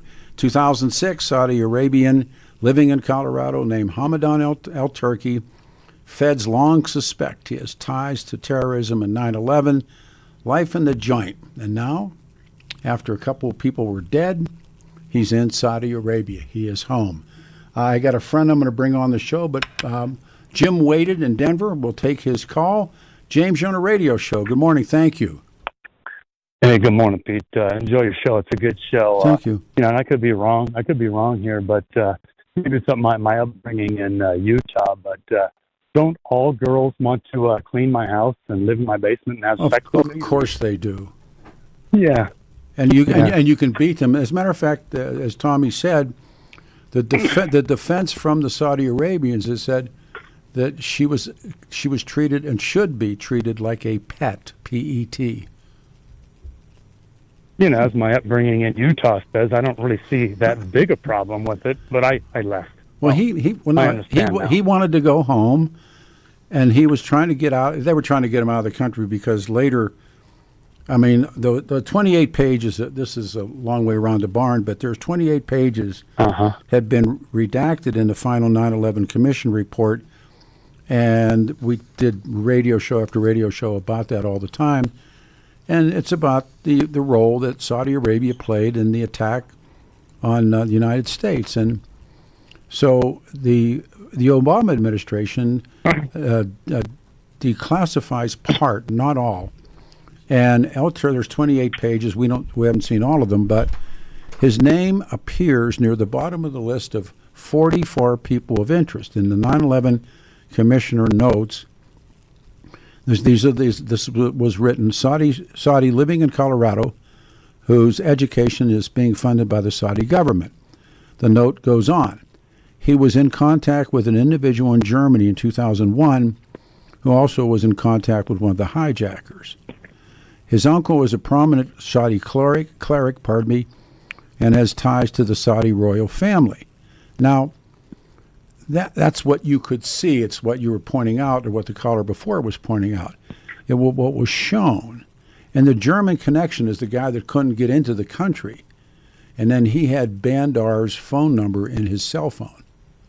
And there was a phone call to al-Turki. Now, the German connection mentioned in the commission notes, there was a phone call to al-Turki's publishing company from that phone, from that the terrorist that didn't get into the country. Now, al-Turki, you do with it what you may from there, but... Well, maybe someday you'll have a show and we could talk about the origins of this whole mess. It started with the ship in front of me that shot down an airliner going from Bandar Abbas in Iran to Abu Dhabi. And it created what they referred to as the Bojinka plot immediately thereafter. I know the story, but it actually, I think it starts way before that.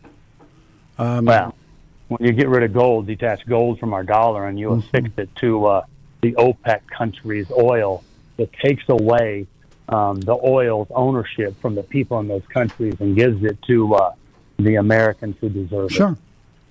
Well, that's why if you read Nasser, and Nasser creates what's called the Ba'athist Party, B-A-T-H. And the Ba'athists were pan-Arabs, but they were also socialist. And the battle cry, or the slogan, if you would, of Nasser, the Nasserites, was, the oil belongs to all of us. It just wasn't 1/10 of 1/19 to 1/20 of 1% of the Arab world. And Osama bin Laden himself was a Ba'athist, and that's why when you read him, and I would urge people to read him, he called them, not us, the parasite princes, because they controlled all of the oil and gave and shared none of it. I've been in the Arab world. I've been in the Arab world 7 times, I think, and the difference. Sure, and he offered the difference between the one way and I mean, it's there. I'll easily say there's no middle class. How's that? Does that work? Oh, and it's true. And Bin Laden offered the prince or the kingdom to eject Saddam from Kuwait himself. And that's when they told him to get lost, and they started feeding location information to the United States government. Well, during the so-called War of the Cities between the mullahs in Iran and Saddam in Iraq, the United States of America was supplying AWACS information, helping pick targets. Sam Zakhem was ambassador to Bahrain, and he was sent to meet Saddam. He tells me about he went and actually met Saddam Hussein. And the United States is the ally because we had just gone through the hostages and the overthrow of the Shah. And so the enemy of my enemy is, my friend. And that's all taken place. In Saddam's mind, he's thinking, I'm their guy. They're helping me. The same thing like Noriega or any of these other propped up. He was our guy. So was the Shah. So was the Shah. We created the Shah. I mean, the Shah his father was the Shah, but the Shah is the reason why they nationalized their oil multiple times. That's right. Because the Shah gave that oil back to the Americans. He gave it back to Aramco, and he gave it back to British Petroleum. And there you go. And they're the ones that overthrew. There was an open and decent election, and they elected a new head of state, and he nationalized the oil, and we would call them EPA crimes that were taking place. They were selling the oil dirt cheap and kicking back a little bit to the Shah, which made him wealthy. And so the time comes, Mossadegh is the guy's name, and he wins the election, and the Shah goes to, I think he went to Egypt, and he was water skiing and hanging out and everything, and then it was MI6 and CIA, and they overthrew Mossadegh, and the Shah returned.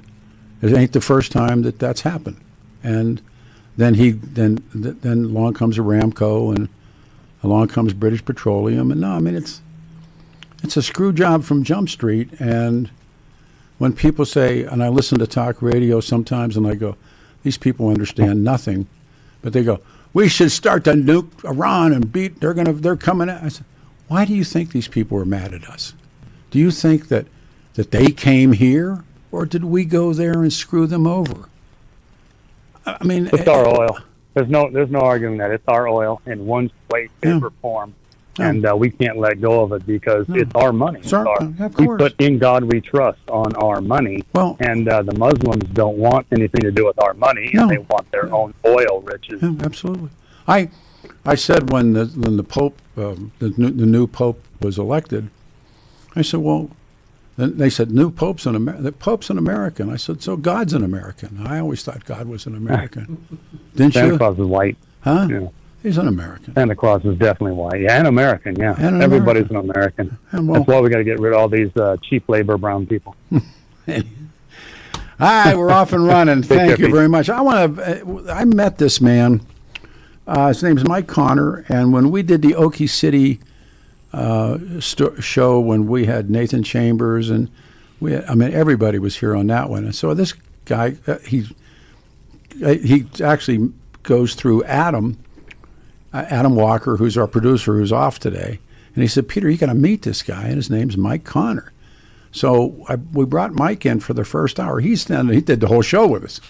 He's just one of those kind of guys, and we've talked a couple of times privately. I'm amazed that we never met before, but now I know why we never met before. And talk a little bit about, because I think you're significant. And we're going to just talk and take calls this morning. I got other calls coming in that I'll take. But where did you grow up in all the work that you've done? Okay, I was born and raised in Denver and grew up in Wheat Ridge. Okay. Went to Wheat Ridge High School. But I'm a proud Coloradan with a lot of heritage. My great-great-grandfather founded parts of southern Colorado. Wow. And his name was Carl Woolston. There's a mountain named after him. Oh, man. And what this guy did is he was an aristocrat and was German royalty. He hated royalty. He thought royalty was just the stupidest thing. And so he became a sailor and he saw the world. Okay. Well, he saw slavery. Yeah. And he saw it firsthand. And when the war broke out, the Civil War, he gave up his citizenship and came to fight in the Civil War. Wow. And he fought under Schuyler Colfax. The vice president. This is the reason why you drive down Colfax Avenue. Of course. Is because my great-great-grandfather named it. No. After Schuyler Colfax, his commander. Yeah, sure. So after the war, he was... Didn't know that. Yeah, I mean, I've got so much history, you won't believe it. Okay. And so after the war, he said there's another kind of slavery, and that's working in sweatshops. Well, that was the beginning of the union movement. Yeah. And so he took 100 German families out of Chicago and brought them to southern Colorado and formed the Republican Party down there. They were all Democrats. Wow.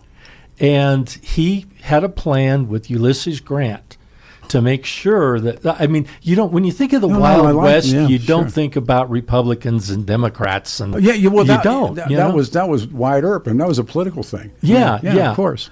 Well, in Woolston, he founded the state militia. He was a marshal. He was a surveyor. Wow. He became one of the wealthiest men in Colorado. He had gold mines and did really well, and then died penniless like the Tabors and everybody. Like so many.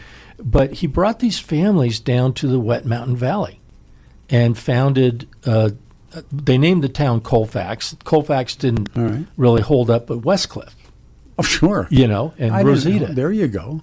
And I've been there many times. Oh, Not many times, but I've been there. It's like the choicest valley close to a major metropolitan area. It's just untouched down there. It's almost all ranches and open and not developed. You have relatives there? No, I don't. And unfortunately, none of us passed any land on. So, but you got into this business, not into talk, but into media. Yeah. Where did you first pull into that? I pulled into that in high school. And I just thought it'd be interesting. There was a little newspaper called the Wheat Ridge Sentinel. All right. And they had a column that the high school kids would be allowed to get a column. So I applied and I got the column. Wow. And you get the bug. Oh, you get the Joel. I got one coming this week.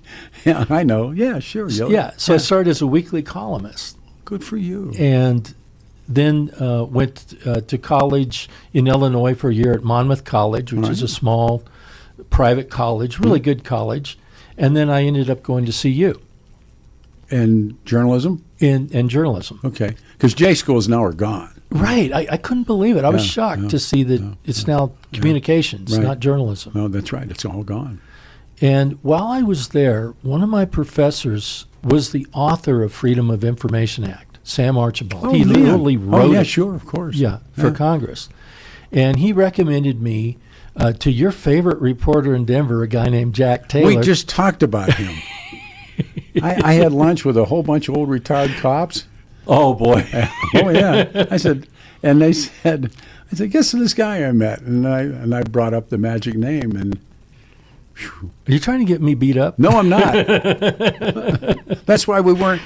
Never know. Yeah. So anyway, Jack was pretty tough on the cops. But I'll tell you what, he researched like nobody I've ever seen. And if he was the number one user of FOIA in the world.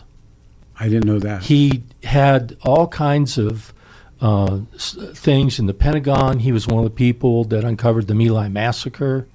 he did all these stories. In Denver, he wasn't well thought of, but in some other places, he really took hold. He hated Jimmy Hoffa, and Jimmy Hoffa put a contract out on Jack's life. Wow. And Jack had posed as a mafia boss. There was a big meeting that I never knew any of this. Oh, yeah. I mean, you've only heard the bad things, so I'll give you a couple of... No, I saw the bad things. Yeah. And so Jack, his father was a Teamster, and Jack hated the way that they were handling pensions and stuff. So he did all these articles exposing Hoffa and what he was doing with pension funds for the Teamsters. So he found out there was this big meeting of mafia bosses, and this meeting has actually been in some of the movies about Hoffa and stuff. Jack goes there and pretends to be a mafia boss. Wow. He goes in, he sits down, it's an auditorium, and there's probably a couple hundred people there. Hoffa's this is toward the end of his reign. Jimmy. And not long before they killed him. And so Jack is in there, and Hoffa had been reading all these articles. Jack did so many things on the mafia that the lawyers for various mafia people would read Jack's stories because he knew more about what was going on with the cases than they did. Okay. So Jack had all these sources. And Hoffa stops mid-sentence and points at Jack and says, "What are you doing in here? I know who you are." Jimmy points him out. Wow. Yeah. And so Jack is escorted out. I'll bet. Yeah. And so, but nobody knows what's going on. And Hoffa's just saying, "You don't belong here, get out." And Jack's like, "Okay, I'm breathing my last breaths," And so... Yeah, they didn't mess around. Yeah. Well, they took him to a security office. And this is Jack. Jack's like, "We're missing out on the meeting. There's a speaker in here. Can you turn it up?" They turn up the speaker. Jack sits there and he's taking notes, knowing that, his life is probably coming to an end. Well, those guys. But he's taking notes and doing his thing. And at the end, they let him go. And the reason they let him go is Hoffa figured out if Jack Taylor's in there, who else got in? Yeah, sure. And he didn't want to, get a murder rap for killing Jack. And so Jack literally, he had a receipt for everything. He had some kind of cryptid thing that was Hoffa putting out a contract on him. Jimmy. See, I'm a Jimmy fan. I sincerely. I mean, Mike Connors is here, and he's going to become part of the show. I really love his work. But where I grew up, and the main drag is Allegheny River Boulevard, and it's lots of bars, and there used to be a lot of there's not a lot of steel What city? mills. Pittsburgh. Yeah. A little small steel mill town, Verona. If you walked in there and said something bad about Jimmy, duck. Yeah.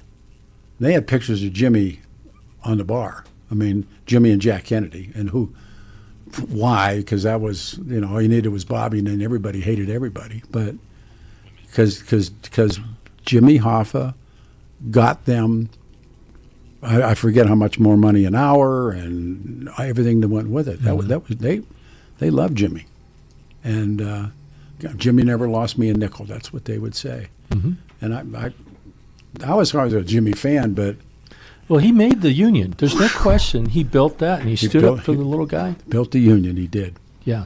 Hang on here. We got to do a turnaround. This is neat stuff. 303-696-1971. It's Jump Ball Morning. I want to come back. He's got some other good stories. We're going to talk about Denver stuff.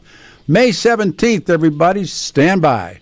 Your KNUS forecast for the Denver metro area calls for good-looking mid-May conditions. We'll be looking at high temperatures, middle to maybe an upper 70. Nighttime lows, mid to upper 40s. We will be looking at a fair amount of mid and high-level cloudiness, and we cannot rule out a shower or thunderstorm this Saturday afternoon. Increasing shower and thunderstorm chances late Sunday. Cooler with showers likely Monday, 60s for highs. Weather sponsored by Colorado's Best Roofing, reminding you to protect your home from the harsh Colorado weather and schedule your free, no-obligation roof inspection today at roofingcolorado.com. That's roofingcolorado.com. I'm meteorologist Mark Huer in the 710 KNUS Weather Center.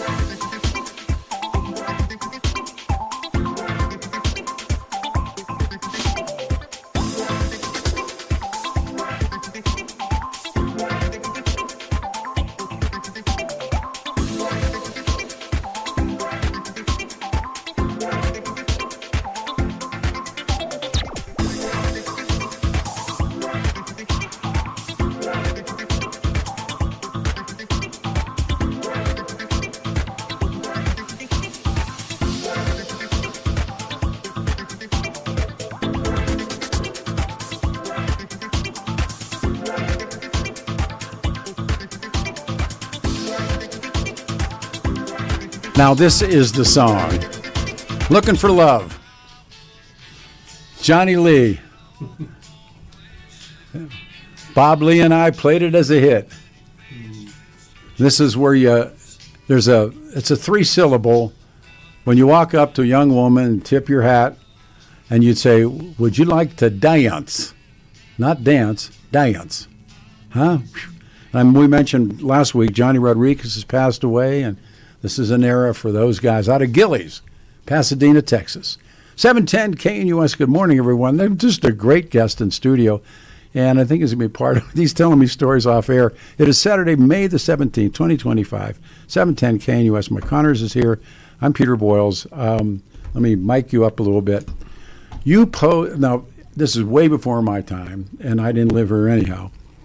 Who was Fred and Faye again? Fred and Faye had a show on Channel 7, and it was the kids' afternoon show. And, you know, like you had Blinky's Fun Club on Channel 2. I knew Blinky. Yeah. I knew Blinky. Well, Fred and Faye were a vaudeville act. No. And Faye was a model, and Fred was like a comedian, and they were both singers and dancers. Huh. And they had this kids show, and it was an exceptionally good show. Was it a 5-day? Yeah, show? 5 days a week. Right. I think like 3 o'clock in the afternoon. Half hour, hour? I can't remember. I think it was half an hour. Okay. But, you know, and it was just a typical kids show, and they'd have kids Every on. city had one. Oh, yeah. And this one, I mean, every kid watched it. I mean, it was way bigger than Blinky's ever was. Wow. So every kid from my generation knew Fred and Faye. Okay. Well, you had mentioned off air, we're talking about Gordon Liddy. Gordon Liddy. And I'm saying, how's he connected to the Jimmy Hoffa? Yeah, we're talking about Jimmy Hoffa. Yeah. But how's he connected to the Coors kidnapping? He was an FBI agent. Yeah. And a lot of people don't know about the Coors son, you know, that was kidnapped. Tell the story. This was, I think, in 1960 or so, 61, somewhere in there. Yeah. Adolph Coors, I think it was the third or the fourth, I believe, was kidnapped. Yep. And it was a huge FBI hunt. I mean, it was like the, you know, when the Lindbergh baby. Yes. This was like the next biggest manhunt they'd ever done. And unfortunately, He was dead. He was dead. Yeah. And so in Denver, people were really concerned. I mean, anybody that was famous or rich, they're very concerned about kidnapping because they saw what happened here. And my godparents had the biggest ad agency in Denver, and they were best friends with Fred and Faye. What was the name of the agency? God, it was something in Pierce. His name is Jack Pierce. All right. And they actually did the account for United Airlines. United Airlines actually did its account not out of New York, but out of Denver. They were here. That's right. Yeah. But I mean, their national and international account was run by a Denver ad agency, which is unheard of. Wow. And so Jack did that, and he also was art director for Colorado Magazine. Okay. And so really connected guy. And everybody was concerned, and Fred and Faye were doing all these public appearances. I mean, every time there's a new bowling alley or junior miss pageant, whatever. Bob Lee and I did tons of those. Sure. They paid you to show up. Oh, yeah. Except they didn't pay me. But they paid Fred and Faye, and I worked for ice cream. And so, Candy, you're 6, 7 years old. They needed somebody to play their son and their daughter. Did they really have sons and daughters? Yeah. Were they married? They're married. Okay. They had 2 sons, and they didn't want anybody to know. We meant that's what Lucy and Desi did. Yeah. Nobody ever saw little Desi. He was a phony little Desi. Well, yeah, and they thought they were Fred and Faye Taylor. They were Fred and Faye Tortel. Ah. Okay. And so... Show business. Somehow...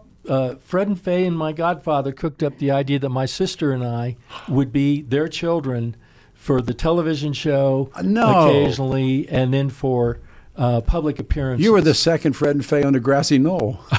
I'm really think about it. I mean, I was being used as a... And all these years later, I asked my godfather, I said, did any of you ever stop to ask the question what would have happened if I'd been kidnapped? Right, yeah. Oh, they would have given you back. We would have told them you're not Fred and Faye's. Ransom of Red Chief. Here, you get the skid back. Yeah, no, I think it would have ended very poorly.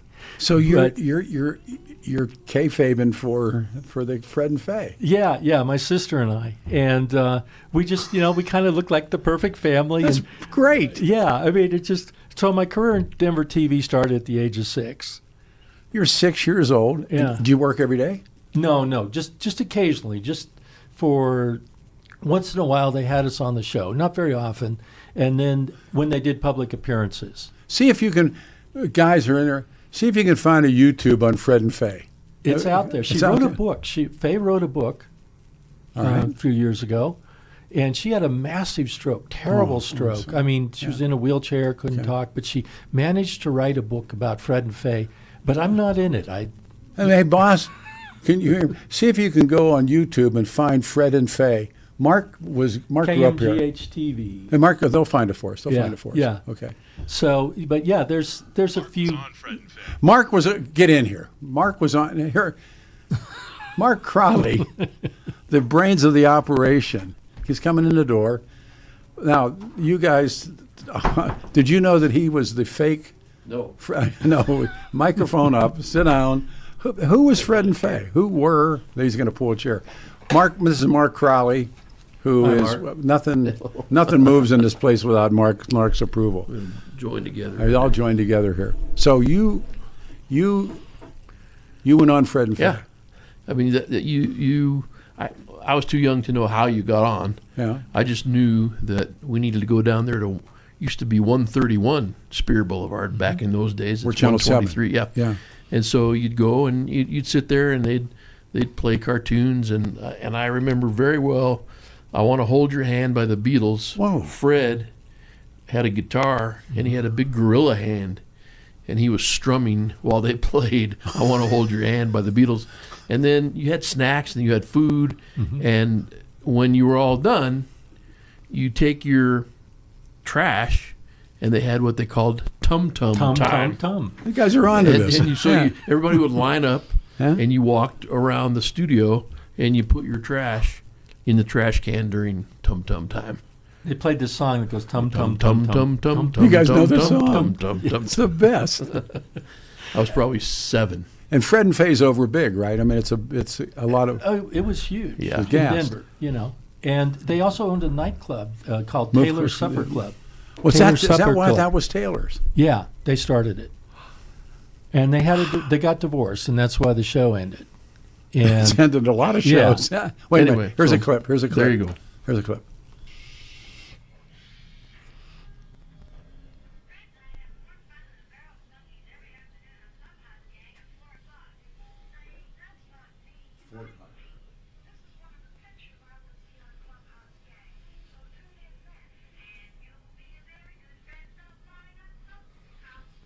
There you go.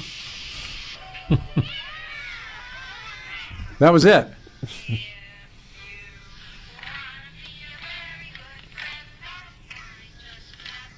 They both know these words. Sing along. You can though. No, I don't know the song. I don't remember. I don't remember this. I don't remember singing this. I'm from Pittsburgh, man. Yeah. You guys threw rocks, right? All right. That's, so Back to work. no. Don't you go anywhere. Yeah, I don't get to do that. Mark Crowley, Peter Boyles, Mike Connors, the Fred and Faye show. We're getting calls on it.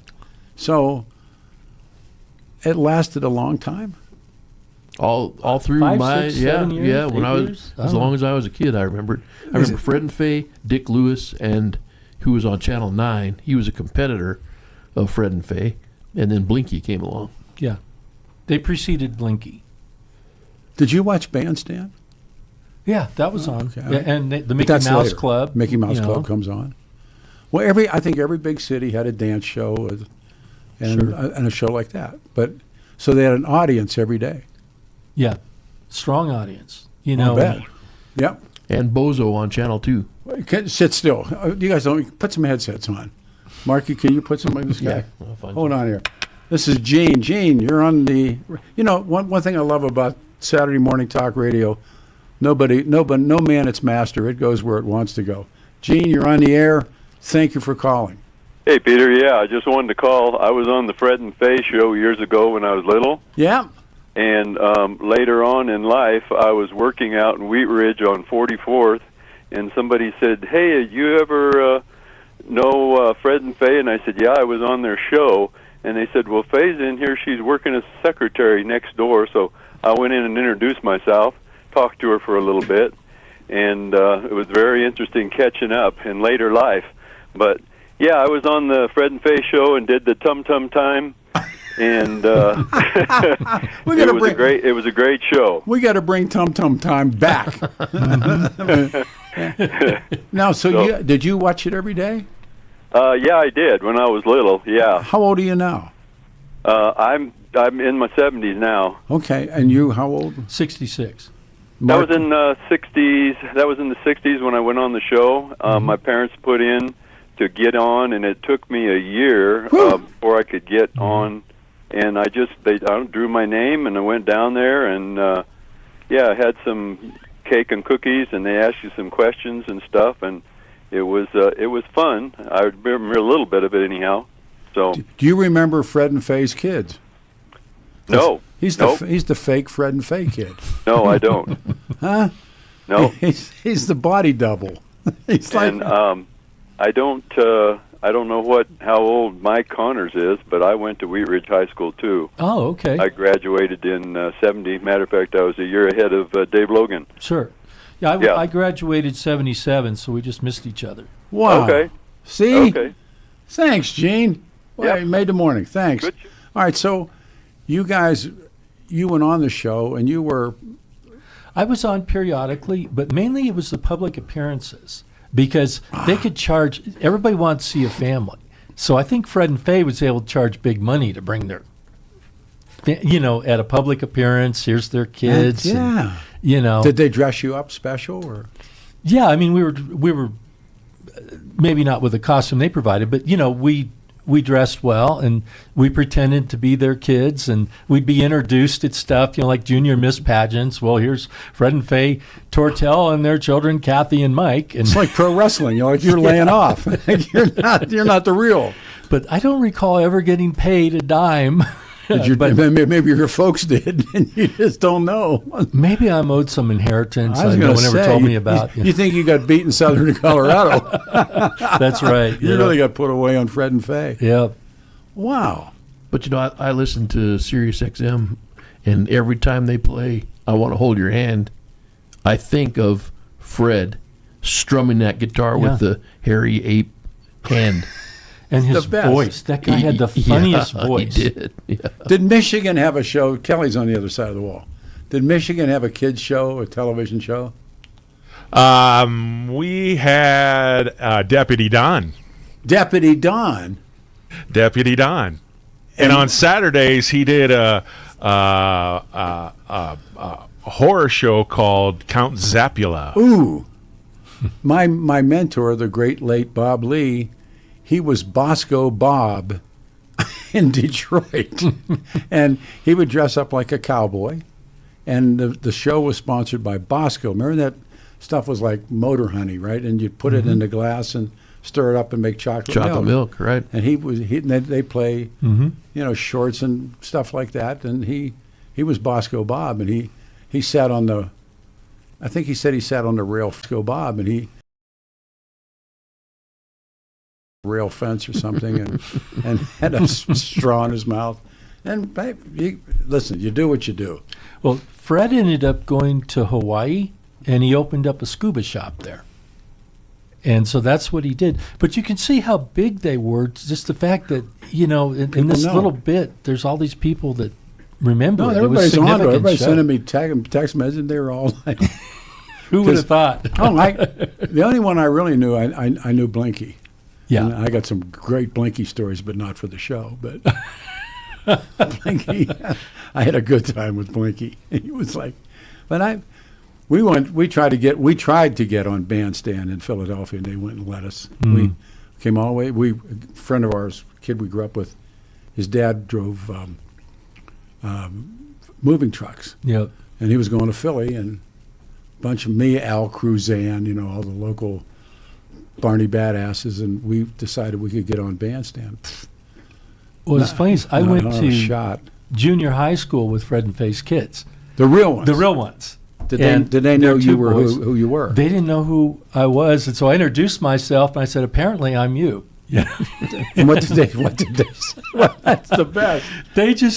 They wanted nothing to do with the show, and they were raised to stay away from that and never tell anybody they were Fred and Face Kid. That's what I certainly did it with my kids. You don't want to do this. Yeah. No, that's great, Marky. That's great. Yeah, Kelly, it was fun. It was a great memory. I loved it. What a great time. Well, yeah, but it was an innocent time. Yeah. Let me bring up another memory. All right. The Scotchman restaurant. 52nd Federal. We should have John Bandimere. That's his. He'll tell stories about the Scotchman forever. Tell the stories. Oh, my neighbors owned it. And so I worked at the Scotchman when I was in high school. And, it just, for people who don't know, this was probably the best drive-in in the history of drive-ins. And things that happened there actually ended up in the movies. And it was, you remember American Graffiti? Of course. And the cop that they chained? Sure.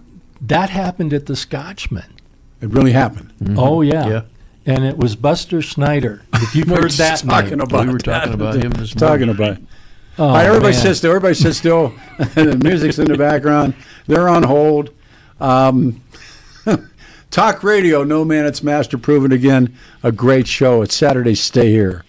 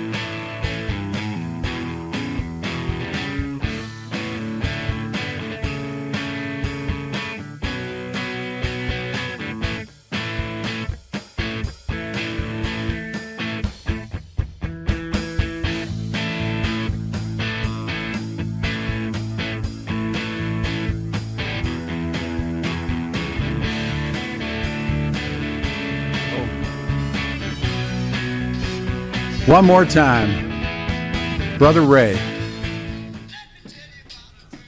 Huh? So, 710 KNUS, sitting off the air saying, jam lines. I just put a call into John Bandimere. No man, it's master. You do it right, you can do it right. 710 KNUS. Now, let me set all of this back up again. This is the perfect weekend. Weather's great. I got my, as Brando called it, my sickle outside. 74 the high, 73 Sunday, and Monday, 63 degrees. So we had a pretty intense first couple hours. And I met this guy, and I met him, and we realized that we had so many things in common, and I think he's going to be a tremendous, either a talk show host or a guest or something. His name is Mike Connors. So he comes in, and he, like I said, no man, it's master.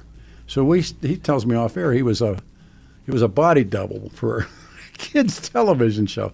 That starts it. Mark Crowley comes in and says, I was on that show. Kelly Michaels was talking about what and then the lines are jammed with listeners. I put a call into Bandimere because you're talking about you worked at the Scotchman. This is, again, before my time. You worked there. Yeah. And I got to mic him up here. I'm sorry. There we go. And I've heard Bandimere talk about it. I heard Mark talk about it. Let me describe this place for you. Okay, so if you had a hot car in Denver between 1948 and 1977, you went to the Scotchman. That's all there was to it. Okay, it was the place, not a place, but the place. And they had really creative food. The burger was called a horrible burger. How big was it? How many cars could park in? About 50. Okay. So it was a good size, I think, maybe more. It's now a Wendy's at about 51st and Federal, and there's a Little Caesars that's also built on what that. Of course. That used to be the Scotchman, and so the traffic would line up for miles. People would wait on a Friday or Saturday night. Did you cruise at Mark as well? Did you? Oh yeah. Okay, continue.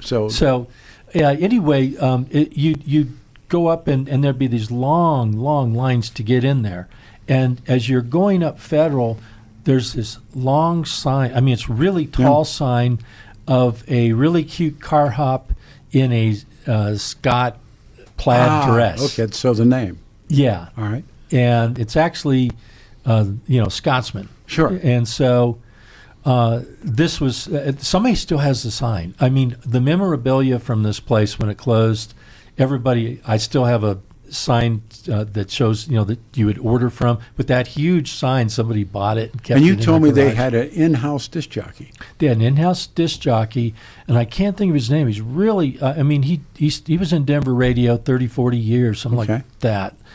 And if anybody knows who it is, rock. Let us know who the jock was. You'd know him, I'm sure. Okay. And so we did a reunion. Now, imagine a reunion for a restaurant that had been closed since 1977, and we did a reunion. It was closed because it was too popular. A nuisance. The city was telling them there's too many people, they're cruising. We started charging people to cruise. What? We charged them 50 cents to come in just to drive around. To do the loop. Because a lot of them would just drive around, they wouldn't buy anything. And so they could use the 50 cents toward a purchase. Okay. But we had a city councilman that decided he was going to close it down because it just was too popular. It was affecting the traffic. But you had Buster Snyder, Denver's most notorious cop. Mark and I are talking about him this morning before the show started. Yeah. Yeah, Mark knew him well. Yeah, I worked with him. Yeah. Oh, okay. Yeah. And he wrote more tickets on a Friday night or Saturday night than the entire police department put together. Marky? That's absolutely true. Okay. He had a photographic memory and a pornographic memory, too. Which was his downfall. That was his downfall. Wow. And in later years, he got caught pulling young women over and exchanging sex for not giving them a ticket. Jeez. He ended up in prison. Wow. Yeah. And when we did the reunion at Bandimere, of course, Buster Snyder has got to be the most famous Denver cop that ever walked the face of the earth. He was just notorious. But, it was like a rite of passage to get a ticket. at the Scotchman. You weren't anybody if you hadn't been ticketed by Buster Snyder at the Scotchman. Did you get nailed? No, never did. All right. So, but I talked about how they chained his car to a tree. Somebody climbed under it and chained the rear axle to a tree. American Graffiti. And it ended up in American Graffiti movie many years later after it happened. But it happened at the Scotchman. Who were the car clubs? Because Graffiti had the Pharaohs. That's one of my favorite moments. But there were car clubs here. Or there not? I don't know the names. Right. Okay. But and the food was it was fun. The malts were from the backwash of Admiral Dewey's ship in Manila Bay. The burgers were horrible, so they called them Mr. Horrible Burger. But they were good. Oh, they're delicious. And a Hollywood Cola, I think. Hollywood Coke. Hollywood Coke, yeah. Yeah, and it's a vanilla Coke. And they had their signature drinks called a hot cookie. And a hot cookie is a Coke with cinnamon oil in it and a little bit of red food dye. And it warms you up. You get this warm, tingly feeling. And guys found that girls would make out with you a lot more if you'd buy them a hot cookie. Do you remember the hot cookie? Oh, yeah, absolutely. And so we decided to have a reunion. And I think this was around 2008, something like that. So it had been since 1970. We're talking 40-year reunion. Bandimere street raced. He was a street racer. Yeah. I mean, that's one of the reasons his dad built Yeah. Bandimere. Yeah. And so we told the Bandimeres, we're going to get a big turnout. They didn't believe us. It was the biggest turnout in the history of Bandimeres. They had 5,000 people show up and pay, and we made it a fundraiser for Ronald. 5,000 people showed up for a restaurant that had closed 40 years before. 40 years. Bandimere's got stories. I mean, he's a great storyteller, and he's got great stories about that era. Oh, yeah. When there were all these couples, they met at the Scotchman. I offered a prize if somebody could tell me that they made their kid in the parking lot of the Scotchman. Somebody had their Genesis there, you know. Of course. In one of those vans that toward the back. You know. God. So, and did the city close it? Is that what happened? No. There was just all this pressure. And there was this one city councilman that was determined to shut it down. And so we started charging 50 cents just to come in, and that would help with some of the traffic, and you could get a little coupon to take 50 cents off your order. And so I had the thankless job for a while of collecting the 50 cents from everybody coming in. And one time the city councilman came in, and he wouldn't pay it. And he said, "Don't you know who I am?" And I said, "I don't care who you are. I've never You're heard the reason that we're charging these I hate dues that. in the first place." Yeah, right. So, and Buster Snyder's standing behind me because he sometimes worked there.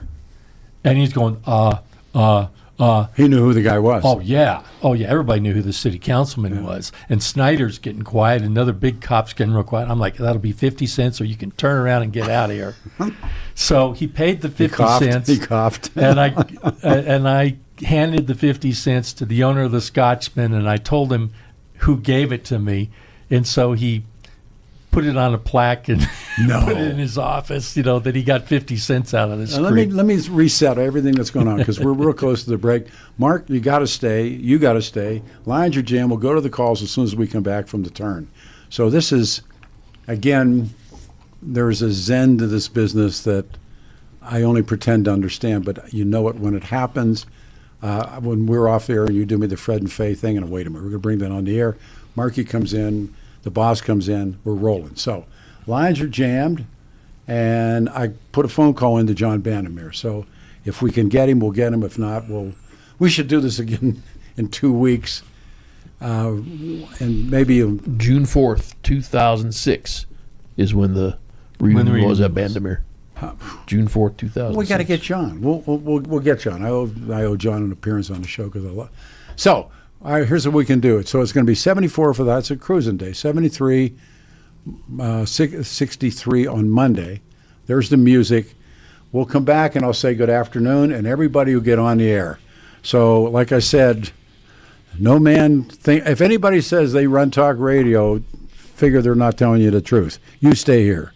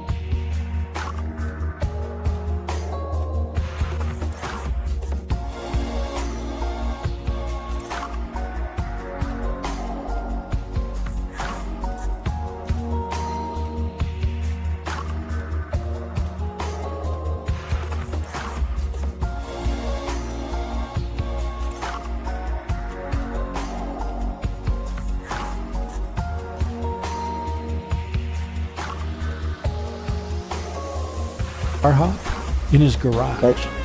Is that him? Yeah, and honestly, I have met that person, but I don't know who it is, and I probably should have kept track of that, but I think that person's still around. Wow. If that guy's listening, call in. We'll find out. I think you should get that sign if you're going to build something else. Put it out there. I went to his auction. Wouldn't that be great? I went to John Medved's auction, or John Bandimere's auction. That was one to see. When somebody came in and bought they bought the lights, they bought the tree, and I thought, that was amazing. All right, here's what we're going to do, boss. I know that you got a family thing going. We'll call you in the middle of the week. You want to? I would love it if you came in the studio. I think it would be the best, but we'll negotiate. But let me see what we can do. But I'm so glad that you are calling and talking, and it's just this is my great grandson's 6th birthday. Wow. So got about 25, 30 people here. So what's his first name? His first, the one that's having the birthday today is Colt. Is he a C-O-L-T? Is he a Bandimere? He's a Crisp. Okay, sure. My middle daughter's John's son. Yeah. So of course he's still a Bandimere. All right. Yeah, and all right. Yeah. Oh yeah. I'll call you this week. Thanks, boss. Thank you. God bless you all. You too, sir. Thank you, John Bandimere. All right, Mark's coming back. You want to take some calls? All right. What time it is here? It is 9 after the hour. Lines are jammed. We'll start with John in Aurora. John, you're with Mark Crowley, Peter Boyles, Kelly Michaels, and, of course, Mike Connor. Good afternoon. I almost said good morning. John, thank you for holding and waiting, and you're on the air. Yeah, hi. I used to know your buddy's, Mr. Lee's son. Oh, Fitz and Robert. Bobby. I think because Bob Lee had 2 boys. He had Fitz, and he had the Whip, and that's right. He had the older son. And yeah. Guess where he worked? Where? Buckley Air Force Base. Well, the oldest boy, retired from the Air Force as an E9, spoke fluent Japanese and lives in Japan today. Mike and we may have some. Well, we probably got the same guy, but go ahead. Well, yeah, maybe he just was pulling my leg, but he said, yeah, that was my dad, Robert E. Lee. He said that he named him after Robert E. Lee or something. And I said, whoa, that's... Bob Lee was, when he jocked in Detroit, he was, and his real name was Bob Lee, but he called himself Robert E. Lee, the Rockin' Rebel, before that was politically incorrect. Mm-hmm. But he played... He had all the drops and the Confederate screaming and that kind of stuff. Well, that's what he worked in at Buckley. He worked in the IT office, and he was about 70 or something like that. And I don't know anything. Maybe this guy sounds like he was pulling my leg. Yeah, he was. You were getting your leg pulled. Yeah. But I did remember that show you're talking about, the Fred and Faye show. When we were kids, my mom had plopped me in front of the TV, and you watch Blinky the Clown and Bozo, and then we'd watch the creature features at night. Mm-hmm. That came on later, though, when I was a little bit... I think every city had a creature feature, like Elvira, or in Pittsburgh growing up, it was Chili Bill Cardell. Yeah, no, it was... We watched them. Saturday night. Well, I'll let you get to some other callers. I'm sorry about that. Take care. Thank you very much. We go to Larry in Denver. There's a line open. Larry, good afternoon. You're on the show. Yeah, how you doing? Good. I'm with Wheat Ridge, too. I am loving your guys' conversation. You're bringing back all kinds of memories. Well, thank you. I mean, it's the Northside Scotchman. Yeah. Used to, let me take this thing off the phone there. Yeah, I used to run around with a guy named Steve Taylor at Wheat Ridge, and we would drive through the Northside Scotchman. We were Wheat Ridge guys. He didn't want to get caught by the Regis and North Denver guys being there. And so there were 2 Scotchmans at one time. There were 2. Yeah, yeah. One out on Wadsworth was the other one. That's right, yeah.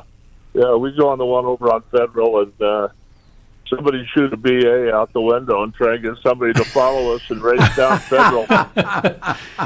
You know what, though? You know why that one closed? Why? Because the Wheat Ridge High School kids burned it down. Oh, is that right? Yeah. I don't remember that. The owner's like, the Cervantes, and by the way, Cervantes is a familiar name because Mrs. Cervantes was mayor of Wheat Ridge for years. That's funny. Gretchen Cervantes. Well, yeah, my last name's Kuntz. My dad and uncles went to Wheat Ridge. My brother Terry, cousin Lee, the whole family went to Wheat Ridge. And Lee Kuntz? Yeah, Lee's my cousin. Yeah. So everybody, did everybody sort of know one another? Lee Kuntz would be probably one of the most famous people to ever go to Wheat Ridge. I mean, he played. He was an Olympian. He played professional football. Well, Dave Logan. He played with Chicago. He was at Nebraska and played with the Bears. My brother Terry went to CU, and then he played for the Raiders in '76. So every area had a local badass. Yeah, that's right. who was the? All right, I remember but it wouldn't make any difference. Who was the badass? For you can say names now, I guess. Who was the guy? Who was the nobody messed with him, or some guy? Who was it? At Wheat Ridge? Yeah. Yeah, it was probably Steve Taylor. All right. Who was it? My class was a guy named Steve Richardville. Yeah, we were 69, so we were a little bit ahead of you guys. And, but Buster Snyder, I got a good friend of mine, Daryl Saquana, used to be. I know Daryl. Used to be a Denver cop. I talked to Daryl. I'm looking for somebody. Daryl, I had lunch with Daryl last week. I was looking in the 90s for somebody to mow my lawn. He said, I got the guy. The guy that shows up and starts mowing my lawn is Buster Snyder. Wow. And he had a riding mower. He put his dog on his lap and mowed the lawn. When we were doing circles down around 16th Street, I had a buddy, Donnie Young. His dad built him a little Corvette that disconnected the mufflers. So Buster's on one side of 14th, we're on 16th. He'd disconnect the mufflers and it'd break your eardrums in the middle of downtown between all the buildings. You say, and pretty soon here comes Buster on his motorcycle, pull you over, you'd put the mufflers back on, and he'd listen to every car while you went by the stoplight. And we get around the corner, he disconnects it and blow it again. Here comes Buster on his motorcycle again. But, he had some problems. You see Sinquano. I talk to Sinquano all the time. You tell him I said. I talk to Daryl like every week. You bet I will. I saw Peter. Thanks, I think Memorial Day, but Tom Mashesky. Yes. You had a big bandana on your neck up at that biker bar off of Colfax. I don't know. It was Memorial Day. Come over and say hi, man. No, Tom and I. I've run into you a couple times. That's my brother, Tom, man. Come, and Sinquana. So yeah, I will for sure. Yeah, you got a deal. Thanks, man. Be safe. Lunch. Thanks. I will. All right, we go to Mike. Lines are jammed up again. Mike, you're on a radio show. This is No Man, It's Master Radio on Saturday morning on 710 KNUS. Hey, Mike, you're up. Oh, thanks, Peter. Retired Denver cop, and I guess I kind of went full circle with Buster. I got tickets from Buster as a teenager. Yeah. And then I worked as a partner with Buster and gave tickets out, District 1, when I first started. And then when I was a community officer in District 2, set up the sting where Buster got busted for the sex thing. And so I saw him with his downfall. I was working for Mike O'Neill. And there's a friend of mine as well. Yeah, I know. My favorite story you tell about, from Mike. Oh, he's told to me great, a million Mike. times is the Elvis story about the pew. The pew's gone. Where is it? It's at Kennedy's. Yeah, where is it? It's St. Jerry's. Here's the story. We can tell the story. So, one of my all-time favorite legendary is Irish Jerry Kennedy, and we were tight. And Jerry passes away, and I go to the funeral, and I walk in, and there's every cop in Denver's in there, and old retired guys, and here's Division Chief O'Neill. So I sat in front of him, and I love the guy. I mean, he's wonderful, and so we're talking, and he said this was the church that Elvis sang in. because when Jerry Kennedy's brother passed away, Elvis came to Denver and sang for church. And he said, but look at something. And that church is sort of like a lot of churches. It's like a bowl. The back pews are higher and they're kind of, groomed. He said, you notice, he said, over in the right side over there's a pew missing. And I went, yeah, there is. And he said, that's where Elvis sat when he came for Jerry's brother's funeral. And I said, Mike, I said, where's the pew? He said, it's in Kennedy's house. He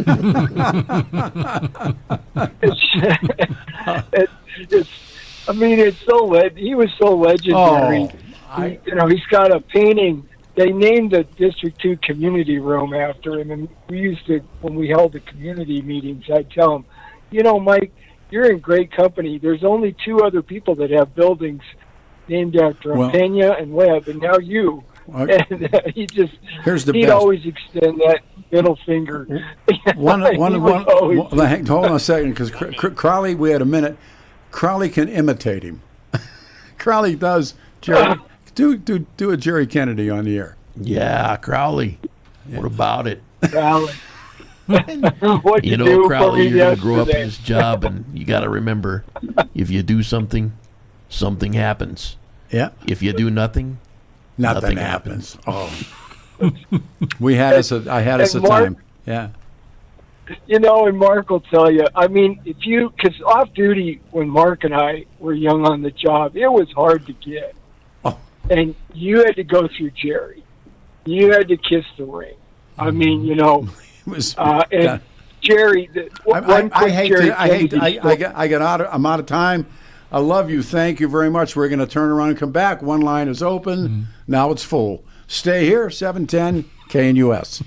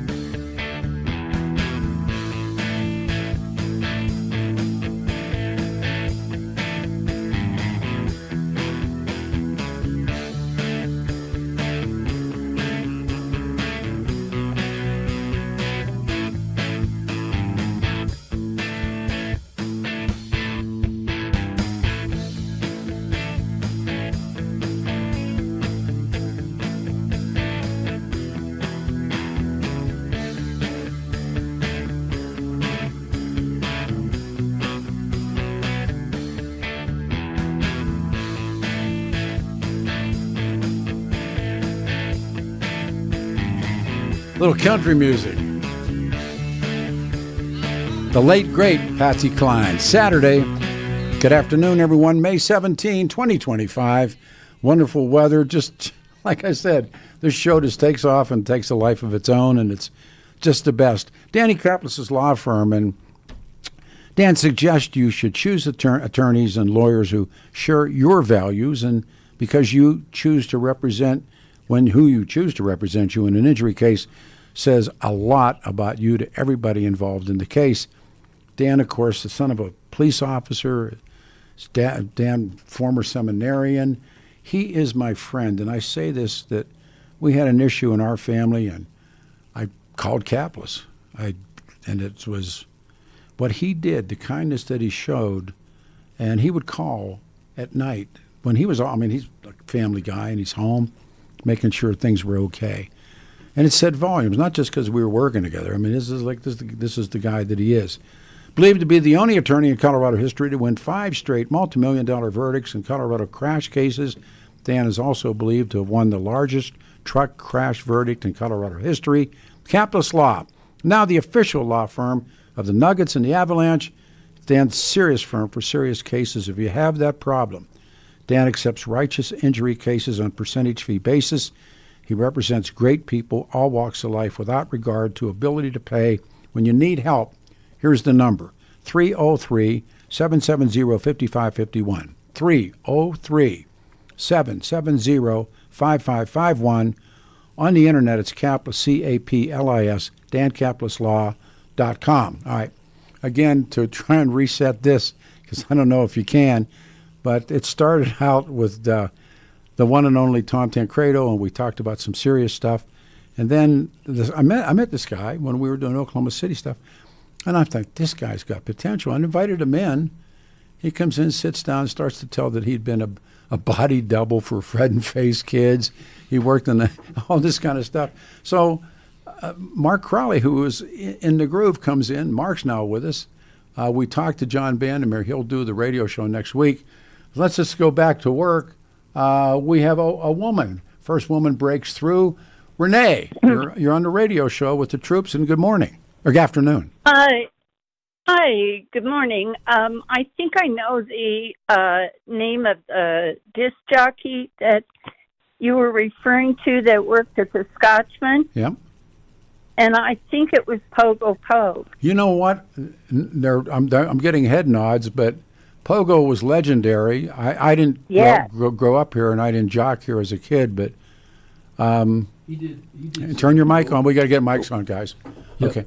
He did some remote stuff with Kim at the Scotchman, but he wasn't the DJ at the Scotchman. It was Mickey Freud. Who got in the tank with the snakes?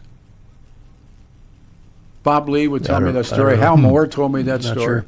I don't know. There was a guy, a jock, that they had a tank full of snakes or something, and he got in it with the snakes. Yeah. Hal Moore told me that story. But yeah, Pogo was there many times. Yeah, was that one of Pogo's stunts? Yes. He was the guy who got in with it. Hey, Kelly, don't come up with that one. Before Steve Kelly did stunts, Pogo was known for his stunts. Mm-hmm. And so he actually, how long did he sleeps with the snakes? How long did he stay with the snakes? You know, I don't know any more about it. I'm guessing our listeners might have recollection of that. But he did.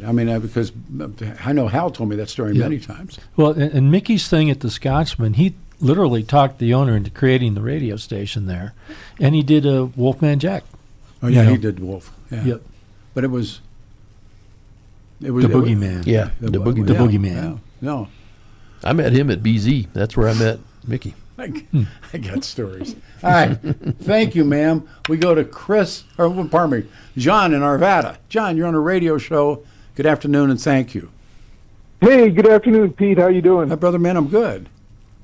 Yeah, I caught on to your program. Haven't talked to you in a while, but I was a senior over at North High School in '77, and I remember when the Scotchman closed business 2 days before my birthday in October of '77. And they were, again, the reason why they shut down. They shut down because the city was basically forcing them to, with all the regulation and the city councilman. But it was the owner said, I'd rather go out at the peak, and it was absolutely at the peak. And Wendy's came along and made him an offer he couldn't refuse. I wished he'd refused it, but he took it. How much money do you think they made? Was it a successful? It had to be. Oh yeah, they did well, but it's also a very expensive operation. Car hops, you got a lot of people working there, and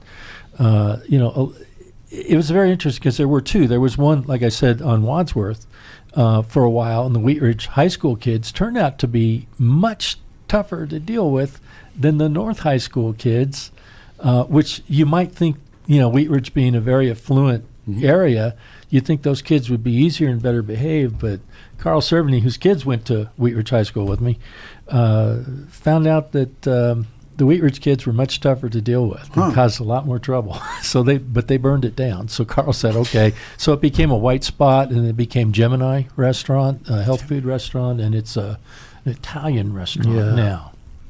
Wow. So you, John, thanks.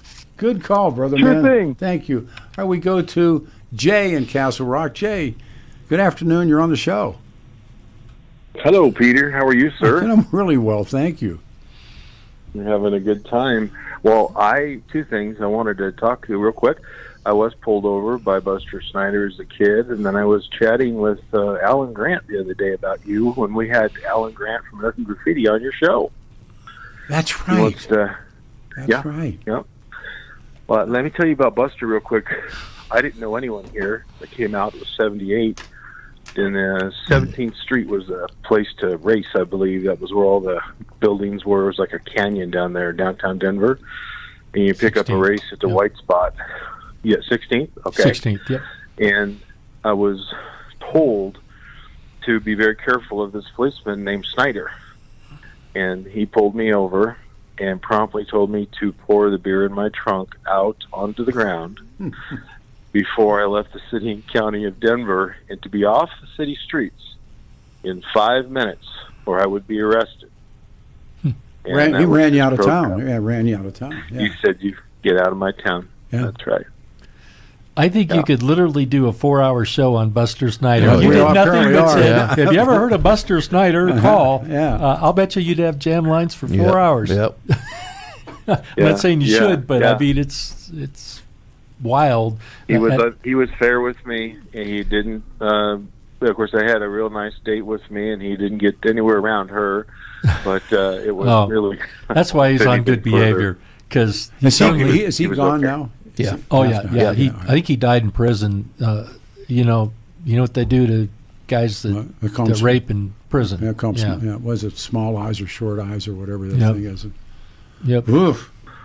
Well, and then I chatted with Alan Peter about American Graffiti recently, and he wants to come back on your show because we chatted for quite a long time on Saturday morning. And he loved being on your show. I love that film. I didn't grow up that way, but I always said that I loved the movie and I loved everything about it.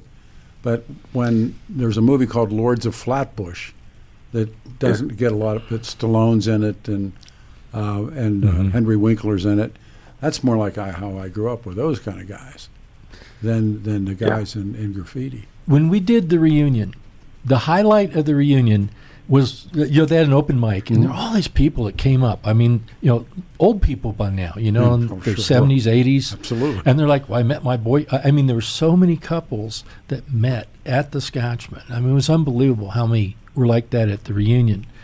And so me being a troublemaker, I offered a steak dinner to anybody whose kid was conceived at the Scotchman, but I didn't. I didn't get any. But somewhere out there, somebody's began their life there in one of those vans, kind of in the dark corner of the place. But and it's not that it was a seedy place, but teenagers in a van, I know me. Music. But the highlight of the thing, we gave a toast to Buster Snyder. That was everybody toasted. Everybody held up a hot cookie, and we toasted old Buster. Of course, he was dead by then.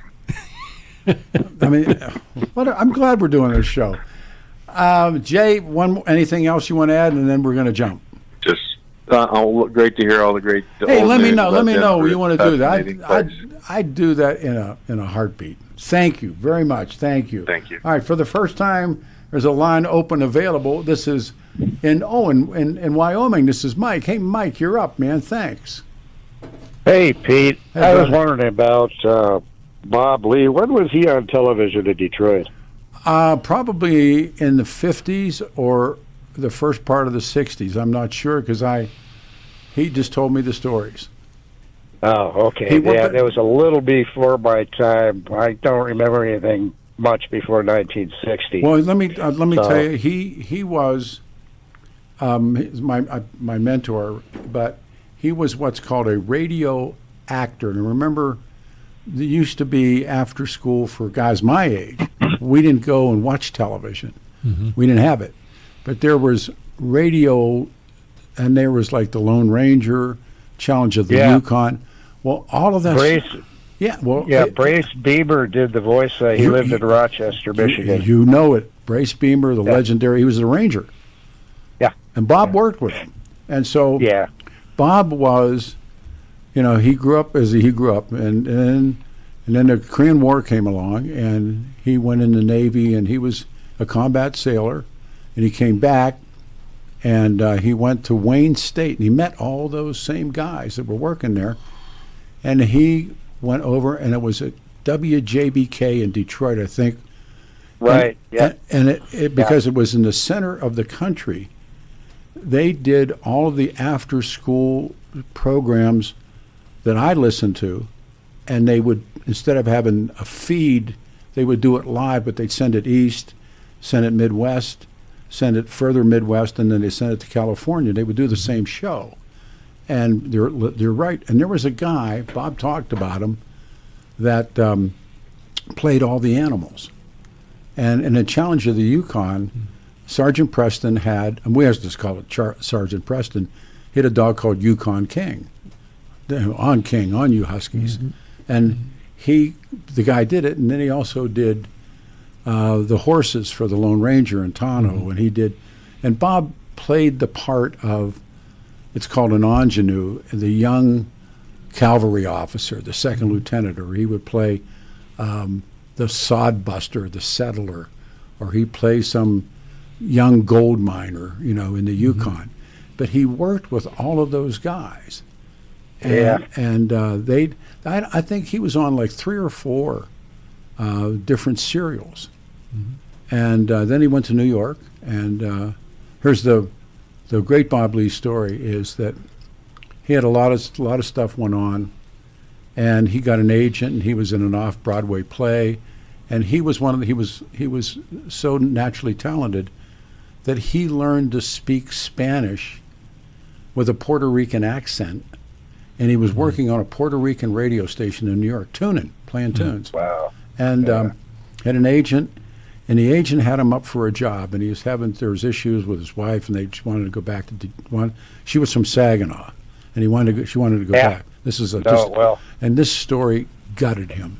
So he's got an agent, and he's got this part in a Broadway play, and he's doing really, really well. And his agent comes and says, "Look, it's between you and another guy for this job." And he said, "And you got the edge." And Bob said, "Why? I got to leave." It was to be this sidekick to this guy, Johnny Carson, and the other guy was and the other guy was Ed McMahon, and Ed McMahon had been a clown on Seal Test Circus. He had been it was between Ed McMahon and Bob, and the show was called "Who Do You Trust? Do You Trust Your Wife?" or one of those daytime gigs. That was a game show, wasn't it? No, well, I don't. No? I don't remember. No, I think it was like it was Johnny Carson, but he needed a sidekick, and they look at. I mean, Ed McMahon's career is incredible, and but Bob, and when we would partake, and he would. That story was the story that he would tell. That had he stayed, who knows? But he was. Those guys were little before me. People, I think I remember Soupy Sales. Oh, and yeah. I had a Johnny time. Ginger. Oh. Johnny Ginger was on in Detroit, and Sir Gray's Ghastly was on Saturday afternoons with the so-called horror shows. Soupy came because the Playboy Club would bring in acts.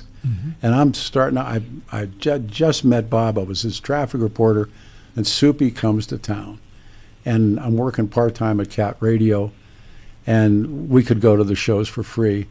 And we went with Soupy Sales, and me and the and Soupy would pound him. Soupy'd get after it, and we sat there, and he was just unbelievably funny between him and Bob, telling radio stories. I mean, and Soupy was a jock. Thanks for a call. We now have one line open, 303-696-1971. Everybody together on an afternoon now, Saturday, May the 17th, 2025. Your KNUS forecast for the Denver metro area calls for good-looking mid-May conditions. We'll be looking at high temperatures, middle to maybe an upper 70. Nighttime lows, mid to upper 40s. We will be looking at a fair amount of mid and high-level cloudiness, and we cannot rule out a shower or thunderstorm this Saturday afternoon. Increasing shower and thunderstorm chances late Sunday. Cooler with showers likely Monday, 60s for highs. Weather sponsored by Colorado's Best Roofing, reminding you to protect your home from the harsh Colorado weather and schedule your free, no-obligation roof inspection today at roofingcolorado.com. That's roofingcolorado.com. I'm meteorologist Mark Huer in the 710 KNUS Weather Center.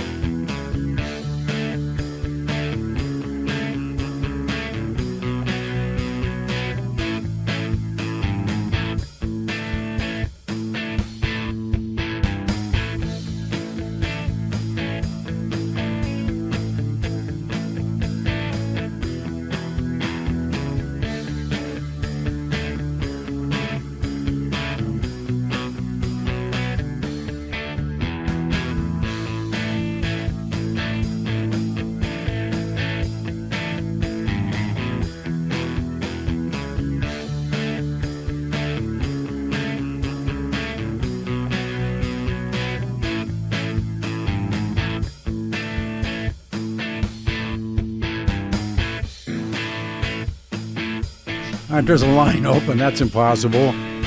El Martino. Peter. Spanish Eyes. I picked El Martino. That shows you I need help.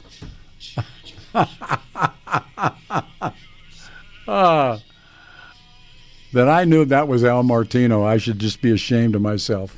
You are a sick dude. I know. I missed one that I should have gotten, and I get El Martino. Well, you guys were talking about the van at the Scotchman. I thought maybe this might. We had to pick the right music. Well, West North Denver. There's a lot of Spanish eyes there. There you go. There you go. I don't know what to call this show, but it's just been a kick. Afternoon, everybody. It starts out with Tancredo and myself talking about how did the Hamid El Turki get back to Saudi Arabia, and we'll continue to pursue that. And then walk in the door and talking to me off air, and it says, I was a body double and all this kind of stuff. And I said, God, this is great. And Mark Crowley, who also was a Fred and Faye, but he was a kid in Fred and Faye, you were the knockoff for Fred's kid. Right. And then it got into the Scotchman, and we called Bandimere, and I don't know. So let's go back to the phones. This is Mark. Mark, you're on a radio show. Good afternoon, and thank you. Hi. Hey. You calling me? I'm talking to you. Oh, okay. Sorry. Hey, I was curious. The fellow earlier described where the Scotchman and Wheatridge was, where Amicis is now, and it was Gemini prior, and it was a breakfast place. The breakfast place and Gemini were owned by the Dewey Dunton family. Mm-hmm. Then they had a restaurant across the street, the Porta Entree, and I think where the Porta Entree on the west side of the street is where the Scotchman was. Anybody verify that? You guys? You could be right. I thought it was where that was, and part of the reason is I think that's what Carl Cerveny told me, but I might be mistaken on that. But I thought it was what was the Gemini. And they rebuilt it and made it a white spot. That's what I understood. But that could be then. I was always thinking it was. You could be right. I mean, that's just what I'm recalling. Let me. Can I run Mark the caller? Can I run one by you? Sure. First car. Oh well, would have been a hand-me-down El Camino of my dad. Mark Crowley, first car. Those El Caminos became kind of famous in Wheatridge. Wait a minute. Let me go to Crowley. First car again? 1973 red and white AMX Javelin. That's a cool car. 1968 Pontiac Bonneville station wagon. Now that doesn't sound cool, but it had cool. posi tracks. Oh yeah, and the 400 engine. Tri-power. I mean that cost more than a Cadillac, and it fit 10 kids perfectly. Was it great for high school? 2-door or 4-door? 4-door station wagon. And the third row of seats face backwards. I remember those. You looked out the back. Yeah. Yeah, it was a beautiful car. That thing, it cruised comfortably at 100 miles an hour. It was so powerful. Kelly, first car you had? 71 Super Beetle. Made it a little tough when Al Martino came on the radio. I'm just telling you. And yours? 1954 Ford 4-door, and you couldn't open the passenger's door, and so we took clothesline, and we wrapped it around the door really tight, and then you rolled the window up as high as you could get it. But when girls got in the car, they had to get in your side and slide over, and it didn't have a handbrake, and so if I carried a cement block in the back seat, and when you could get out, have somebody put their foot on the brake, and you get out and put the block behind the rear tire. I'm not making this up. Or park the nose of the car on the telephone pole outside my old man's house, and then put it in reverse. Hey, Pete, you've all been talking about Mr. Cerveny that owned the restaurants there. He's also a member of the Food Service Hall of Fame of the Colorado Restaurant Association. See, there you go. Yeah, he was president of the association at one time. Carl was like a father. Carl was 6'8". Woo! And when I was a kid, he grew 100-pound pumpkins, and so he would make like a snowman kind of thing out of pumpkin, and a kid would get inside of it at Halloween. And it was so big you could stack 3 of them. But Carl was by far the biggest kid in the neighborhood, and we'd wait until he'd get home from work during the summer, and we'd all play kick the can every night with Carl Cerveny. It was the highlight of the summer nights was when Carl got home and the whole neighborhood played kick the can. Philosophically, was it a better time, Mark? I think so. Mark the caller. Hey, fellas, I'll get off the line and let you keep talking. Hi, man. Thank you, brother. Thank you. Well, was it a better time? I think so. But, are you just nostalgic about your own childhood? But I think it was. I think it was a simpler time. I think simpler is probably the better word. Simpler time. Yeah. Well, and you could go play, and and hey, if you get a few scars here and there, as long as they weren't on your face, your parents didn't care. Kelly, was it a better time? Let me put the boss on here. Yeah, I think so. I mean, I grew up a little bit later than you guys, but it was simpler. We didn't know. I mean, I think about this kind of thing a lot. Maybe it's just where I am in life, but my childhood wasn't like what everybody's talking about, but it was like a lot was waiting out there that we didn't know was waiting. How's that, Mark? Yeah. And maybe that was I think I always come back to Jack Kennedy's murder. When Jack Kennedy is assassinated, everything the 50s are over in 1963. And the 60s really begin in 1963. Yeah. And they don't, but they do. We got one more caller coming in. Wrapping this puppy up. Bill, you're on the air. You're going to be the last caller of the day. Appreciate it. Good afternoon. Good afternoon. 66 GTO 389. Oh man, quit it. Yellow with the black vinyl top. How long before you were married? Well, I tell you what, I traded that for a 66 Impala. Ooh. SS convertible. Even with that's a nice. with a 320 SS 327, and that was the problem car there. Ooh. That was the problem car. But also the cop buddy, what was his name, Snyder? Yeah. I got to tell you a story. My grandfather, real quick. God rest. He was district attorney, and I was taking him down into Kansas, and we were going on I-70. Okay. And Snyder had been delegated to I-70 patrol, and all of a sudden we're going, and I'm going the speed limit. He turns on his lights from behind us, goes flying over the hill, boom, boom. And I said to my grandfather, I said, should I kick it up? He said, no. He's going to be on the other side of the hill down there with the lights off, with his radar out, trying to figure out if everybody's stupid enough to think he's gone. and guess what? He was right. Yeah. Great way to end the show. Hey, thank you, Peter. It just takes me back. I mean, a native and Denver since '63, and all the stuff that you said. Just really appreciated hearing it. You're kind. Takes me way back. God bless y'all. You too. Appreciate all your time. Thank you, and sir. all the sentiment that you added to the show today. You got a deal. Thank you. Last thoughts. I don't know how much time we got left, boss. What do we got? We got nothing. This was a minute or so. This was a really good show. I mean, I had no idea what was going to happen after Tancredo, and then you're coming in. I brought a whole list of things we might talk about. Next time. We got to 0 on the list. Well, it just didn't matter. It was fun. It just all made sense today. Mark, anything? Well, I think the takeaway from me today is I am grateful that Bob Lee did not take Ed McMahon's place, because you and I would not be sitting here looking at that's each all other true, today. because he took me with him. And he was my friend.